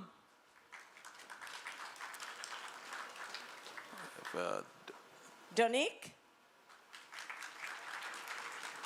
Donika has been to India 3 times. This is the 3rd trip to India. We're doing research with us in India. We have 2 other students, Luis. Victor. Where's Victor? Where is Victor? Yeah, he's probably stepped out. Yeah. Shamima? Okay, they probably stepped out for a second. But we have 12 students, and also we just want to recognize also SNDT students. We have a collaboration with SNDT students. So I know some of them in the audience here. I saw some of them before, Deborah, Manal, and other people. So all the SNDT students who worked with us, could you stand up as well too? So there is a story behind it. Yes. We asked Dr. Shitole if some SNDT students can work with our students while they're collecting data. So early morning, 4 o'clock New York time, got a call from Dr. Shitole, very, lot of anxiety in the voice, and said, what can we do? We have to come to a solution. I said, what is the problem? He said, 40 students qualified. I took a quiz, 40 students qualified for the whole thing. So I and Dr. Philip discussed, and we said, okay, we are going to take all 40 students, 20 in each group. But some of the students, they repeated the second time, and they had great time. As Dr. Vice Chancellor, Dr. Chakradev mentioned that, internationalization of education, he always talks about, and caring. So yes, we were amazed to see a platform where students from CUNY and students from SNDT, they gelled together. They have never seen each other. They have gelled together, and some of them are here, I can see. Please, yeah, Deborah, she's here. Anybody else? Anybody else? Could you stand up, please? Can you stand up? Yes, thank you very much, and last day you should see the emotion. There were tears, but they worked very good. We were looking at the data. They were putting the data in the drive. They're putting, there is a daily logger where they write about the experience. So we are, Dr. Philip will talk about it, our work, what we are doing in Delhi and Mumbai. So it was a unique experience. I think this type of collaboration with different universities can progress or can take research ahead, as just Salil was mentioning about research. Again, you can see this, keep on the same page. You can see the cakes. So we had 2 batches of students from SNDT and working on our CUNY students. We had 20, one group, again, 1 week 20, another week 20. And these are the 1 week cake. We had a celebration at the end of 1 week for one group of students, so we took on another 20. We have another set of cakes, so we have a bond. SNDT loves CUNY, CUNY loves SNDT, any way you look at it. So we are very thankful that Vice Chancellor Chakradev, Dr. Shetoli, and you have given us that opportunity to work with SNDT students. We are sorry we didn't do it in the first year. This is the 3rd year of our grant. We shut down in the first year. But thank you for the opportunity to work with your great students there. They really helped us to make things very impactful. Thank you. And Go to the next slide, Rajesh. Yeah, talk about it. Okay. So, Rajendra Singh ji was just here. We hosted him 2 years back for a UN water conference. He was here in our campus. Salil was there also. And Vice Chancellor Chakradeo was there. I mean, it was great to have her and her husband also, who came for a short visit to US.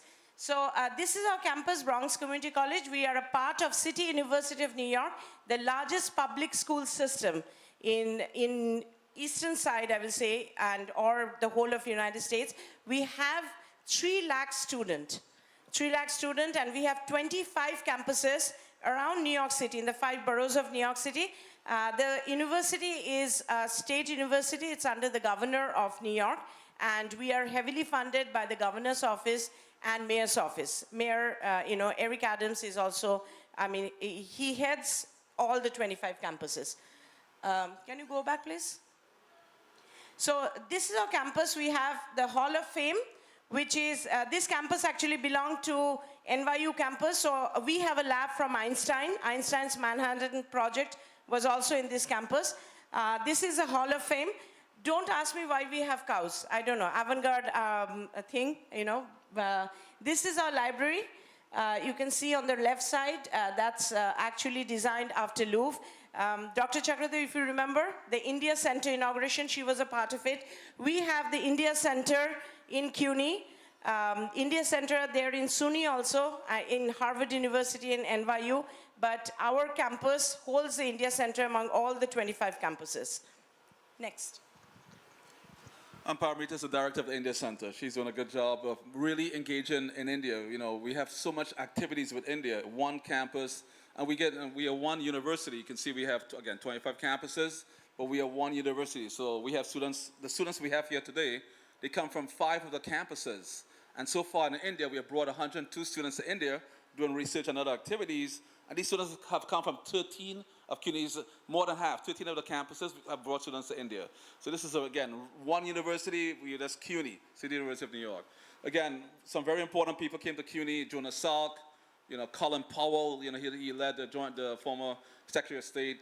Many fact, CUNY has about 14 Nobel Prize winners actually have come to CUNY, being either students or we have people working there as well. So, get to the next one. And just to talk about the milestone, Paramita will start talking about this as well. Some of the milestones, and we're going to start with Salil Kader. Again, back in May 2022, we had an opportunity to write a grant for 75. We saw an announcement from the U.S. Consulate, Hyderabad, for a meager $7,500 US. I mean, when you talk about India and the United States, that's not much money to come here. That's like 2 tickets alone to come over here, right? So, but a grand total was $7,500. And Pramita and I had a lot of discussions about this. She can tell you, many sleepless nights. Should we apply for this grant or not? And we took a chance and applied for it, and the rest is history. Pramita, talk about it. Yeah, so we have actually what Mr. Salil Kadir just mentioned. The grant started with him. A phone call or a Zoom call, I believe, yes. And I was like, not sure, $7,500 installing weather station and lot of demands in that. Installing weather station, conducting workshop, doing this, doing that, coming to US. So I told Dr. Philip, this is not possible, with this money. He said, say no to any opportunity, always say yes.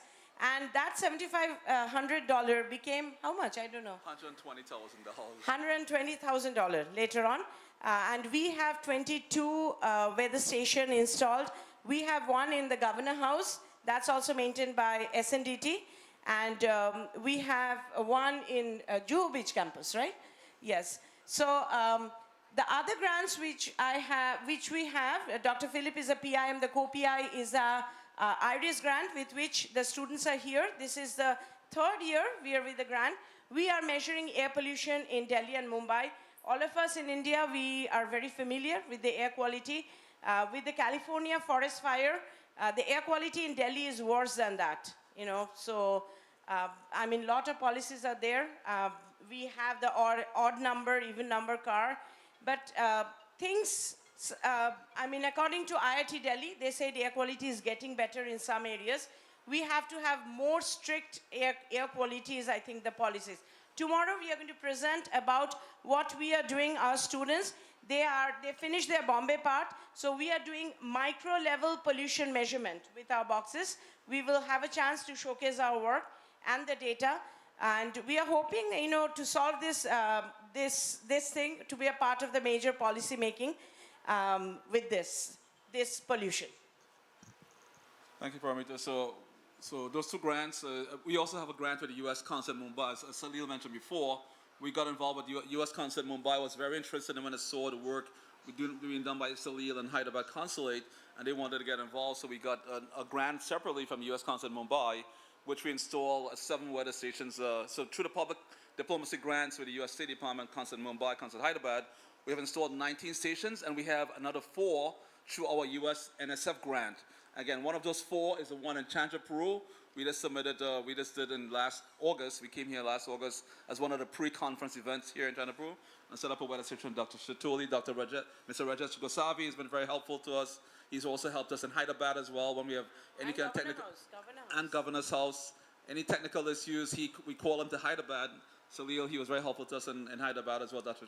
Shatoli. So thank you very much for, again, assisting us in all these grant projects. I can't be remiss to say this relationships with SNDT started with Mr. Chakradev and Vice Senator Chakradev's visit to the United States in September 2022 for our inauguration of the India Center, which Paramita directs. She's the director of the India. It's not called an India Center. We can't use the word center, but it's an India initiative for research and educational collaborations of the CUNY Crest. It's a long name of the CUNY Crest Institute. We call it for short ICCC. Not icky, but ICCC. Icky is a bad word in English. So we call it ICCC. You want to talk about that, Vice Chancellor? Yeah. Yeah, we still go on. No. So Vice Chancellor, we signed an MOU. At that time, we signed an MOU as well with Vice Chancellor Chakradev and SNDT University. Again, and since then, we have had many collaborations with SNDT. As we go down, we mentioned before that we have 3 weather stations that SNDT handles and controls, and Dr. Shatoli wrote a paper in what is accepted, the IEEE conference in Greece, where himself and 3 other students in SNDT, they published a paper on air quality in Mumbai using machine learning and AI to predict, air quality in Mumbai. So this is very important data that we get from these weather stations. Again, we have a cell from SNDT. We had an inauguration of a cell, international cell, in 2023 with BMCC President Anthony Monroe, etc. Came here in 2023 and is doing work with SNDT as well. So CUNY has many different prongs and doing many different collaboration efforts with SNDT. Again, we had 30 students that came to campus in August. We brought 30 students to the pre-conference event that's happened in Jewel Beach campus. In September 2024, we had a hackathon with, the 2 grants from the U.S. Consulate Mumbai, U.S. Consulate Hyderabad combined to bring 17 institutions to Bhubaneswar, where we challenged the students. We had every school, 17 schools, sent 3 teams of 3 students and 1 faculty member to look how do you visualize weather data. How do you make the data more useful for the general population in India and elsewhere? And the students came together. We had a great hackathon event. Salil did an awesome, great job there in the U.S. Consulate in Mumbai and Hyderabad. And again, Dr. Shatoli brought 3 students there. They did work here. I think some of them are in the audience. Ikra, are you here, Ikra? Ikra, are you here? Okay. But he had 3 students came and did a great job as well in that conference. And just to be remiss, we have the last item is this collaboration with, over the past 2 weeks, we have, again, 40 students from SNDT working with us in doing air pollution monitoring in Mumbai. I should tell you, even though the project ended, from Mumbai, we went to Palga district. And some of the students, you know something? They came to Palga with us, SNDT students, spent a couple of days in Palga. They got permission from their parents, and they came to Palga and did some community engagement. We bought, gifts to the students there, school supplies, they were there giving out things. So it's really good interactions with SNDT and CUNY. I'm really happy. We're also excited about this collaboration, and the students did a great job. All CUNY students, SNDT, they all bonded so well. What's the next one? Sorry, we decided it will stay within us. We are not going to let it out. But anyway, so yes, so this was the inauguration of our weather station in Governor House. Dr. Chakradev was very much a part of it, and this is maintained by SNDT. So we have the data directly. You can see the weather station. What is in the background? Anybody who can tell me? You can see blue water. Arabian Sea, yes. Arabian Sea on the background, and Juhu Beach is a little bit far away, right, from this location. So Dr. Shitole and the students, they compare the data at a very micro level. That's what we are looking at right now, like in micro level also with pollution, how the weather data changes.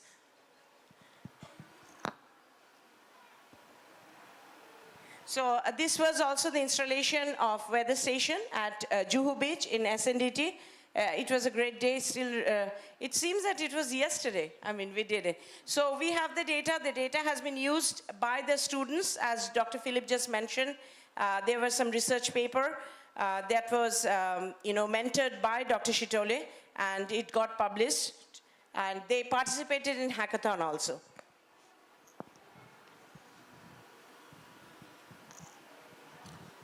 Yeah, this one, the bottom photographs is the one from August in Chandrapur. We set up the weather station there after we had 30 students from CUNY here. They came to the Juhu Beach campus for the pre-conference event. The first pre-conference event was on August 9th, August 21st or 19th, I believe. We had 30 students. We had Mohan Vilas from the ISKCON. He was there presenting as well. But we also came after that event, and the students went home. We came here to Chandrapur and installed a new station. And that station is giving you, given a lot of important information. It gives you weather data along with air quality data, because this is an area, there's a lot of mining operations here, so air quality is very important as well. And I hope, Dr. Shitole, maybe for the lab, the climate lab, maybe you can put in a Picaro. Picaro is a good system that can tell you, give you information on greenhouse gases. You have methane, water vapor, and CO2, which you can track continuously 24/7 to get a lot of information here in this region that could be very helpful to tell you about climate change significance. Rajesh, next up. And you want to talk about this one? These are the students. So these are the students from SNDT. So while we conclude, I'm very, very thankful to my students from CUNY, each one of you. For you, I'm here.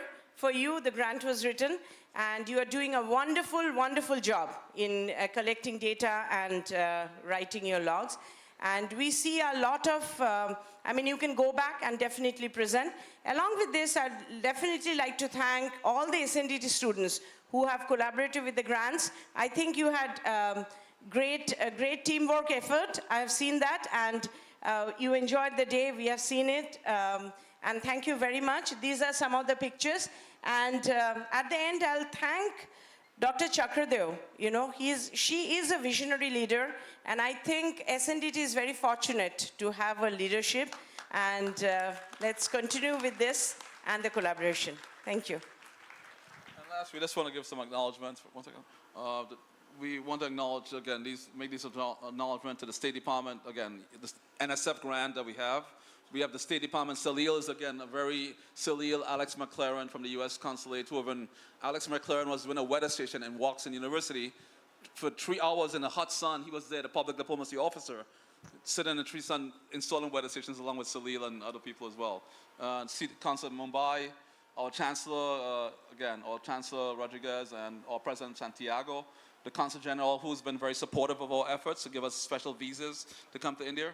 We have, again, of course, we have to be very thankful to Vice Chancellor Chakradev and all her staff, and Mr. Chakradev as well, who's been very supportive. Even today, we went to the Tiger Safari. He was there to support us as well. Very, very thankful for your help. Even though we don't see a tiger, we'll see one next time, I promise you, right? And we have, again, of course, Dr. Shitole, Dr. Vilas, Dr. Nerkar. Dr. Nerkar has been very supportive as well. Mr. Gosavi, Rajesh Gosavi has been there, almost like a family member as well too, like everybody else. And we'd like to thank all the students who have participated in this is a 3-year grant, cohort 1, cohort 2, cohort 3. We have one student named Natalia. She's now, after this got engaged in this grant. She's now in India, working in India. She goes to, it's called Tata University, and she's supposed to go to a different country every semester, go to a different country and set up a new business in a different country. But she said, I got my start coming to here with this, the cohort 1 came here, and that's how she got started, and she got so excited about it. Now she's fully embedded in India in Tata College and doing some really good work. So again, thank you, India, for all the good work you've done, and we're very highly appreciative. Thank you very much.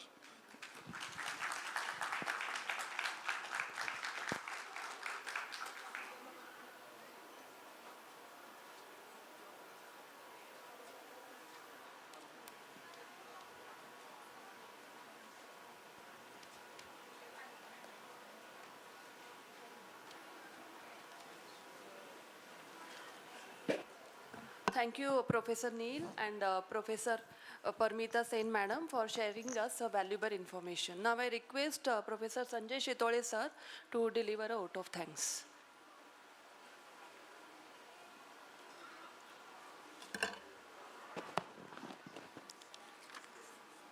Respected dignitaries, Sudhirji Bhau, esteemed speakers, honored guests, and dear friends.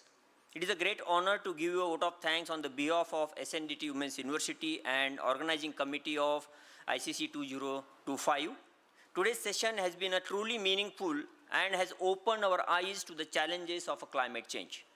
First, I would like to thank Professor Peter Groffman for showing us that climate change is the biggest scientific challenge of our times.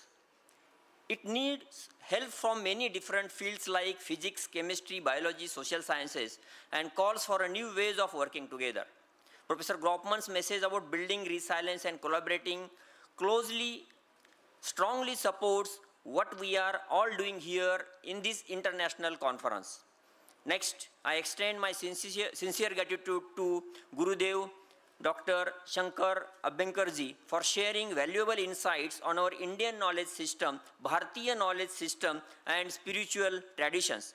By connecting ancient wisdom with today's environmental challenges, you have shown us the holistic and spiritual approach can guide us towards the more sustainable and harmonious future. I would like to express my deepest gratitude to our Honorable Vice Chancellor, Professor Ujjwala Chakradev, Madam, for her remarkable leadership in making International Conference on Climate Change a reality. Under her guidance, we have seen how Indian knowledge system can be woven into the modern science to safeguard Mother Earth from the challenges of climate change. By encouraging us to blend traditional wisdom with innovative solutions, she truly inspires us to find balanced and sustainable ways to protect our Mother Earth. A special thank goes to Sri Salil Kedar Sir, Advisor Strategic Planning and Public Engagement at the US Consulate, Hyderabad, for reminding us when we work together across borders, we can achieve far more in solving climate issues. To Professor Neil Philip and Professor Paramita Sen, we appreciate your dedication to SNDT Women's University over the last 2 years. With your help, we installed weather stations at our Juhu and Chandrapur campus, as well as Rajbhavan weather station also we are monitoring, and we are using the data of the 3 weather stations simultaneously, and our research students, are getting a lot of benefit of this. Because of your guidance, we have reached several key milestones. From the last 2 years, what we did, these are the outcomes, actual outcomes. 9 students' research ideas were accepted at the IIT Kharagpur. 2 research papers were accepted at the International Conference at Athens, Greece in July 2024, and 1 research paper got published. We took part in the Watch Hackathon, offering our students and the faculties for the global exposure. Your support also helped us to create proposal for Climate Change Studies Research Lab for our Chandrapur campus, proving how internationalization teamwork can lead to lasting progress. I am happy to share that our 40 students are working as a climate warrior. This is a new term coined for this conference. When we started pre-conferences with the support, with the vision of our Honorable Vice Chancellor Madam, now these climate warrior, the students, they have taken the pledge to work to protect Mother Earth for entire lifetime. Now this number is 40. In future, definitely that will go up to the 70,000 students. We can say we have the 70,000 students, now the climate warriors. This is just the beginning. This is the new initiative. Definitely, we can say that outcome of this conference. I wish to extend my sincere thanks to our Pro Vice Chancellor, Professor Rubioza Madam, for her continued support and guidance. I am also deeply thankful to our Registrar Sir and convener of this conference, Dr. Vilas Nandavadekar Sir. Finally, I would like to thank to our City University students to coming here, having the internship with our SNDT students, as well as the faculty members, staff, students, volunteers. And most important thing is in this entire organization of this conference, we got a very dedicated, continuous day-night support from our principal, Dr. Yogesh Nerkar, Chandrapur campus director, Dr. Ingole sir, Dr. Rathore sir, continuous day-night support from the last 6 months. We are continuously working for this conference. And most important thing is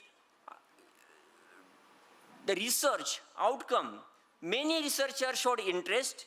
We got near about 350 authors now participating for this research, different research idea. Actually, these papers got selected, reviewed by the 70 different experts from the different areas, multidisciplinary approach, and rigorous review process took place continuously. Day and night our team was working to call up to the researchers, reviewers, and finally we today published our abstract book where 140 research ideas are published. And these research ideas were once again peer reviewed. And finally we got 89 full papers, full research papers in the proceeding.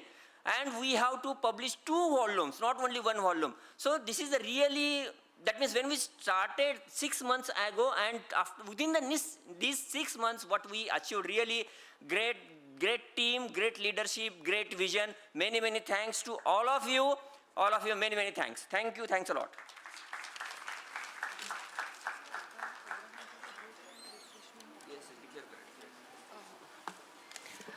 आता आपण 15 मिनिटाचा break घेत आहोत. बाहेर रिफ्रेशमेंटची व्यवस्था केलेली आहे. त्याच्यानंतर सर्वांनी इथे कल्चरल प्रोग्रामसाठी उपस्थित राहावे. थँक्यू.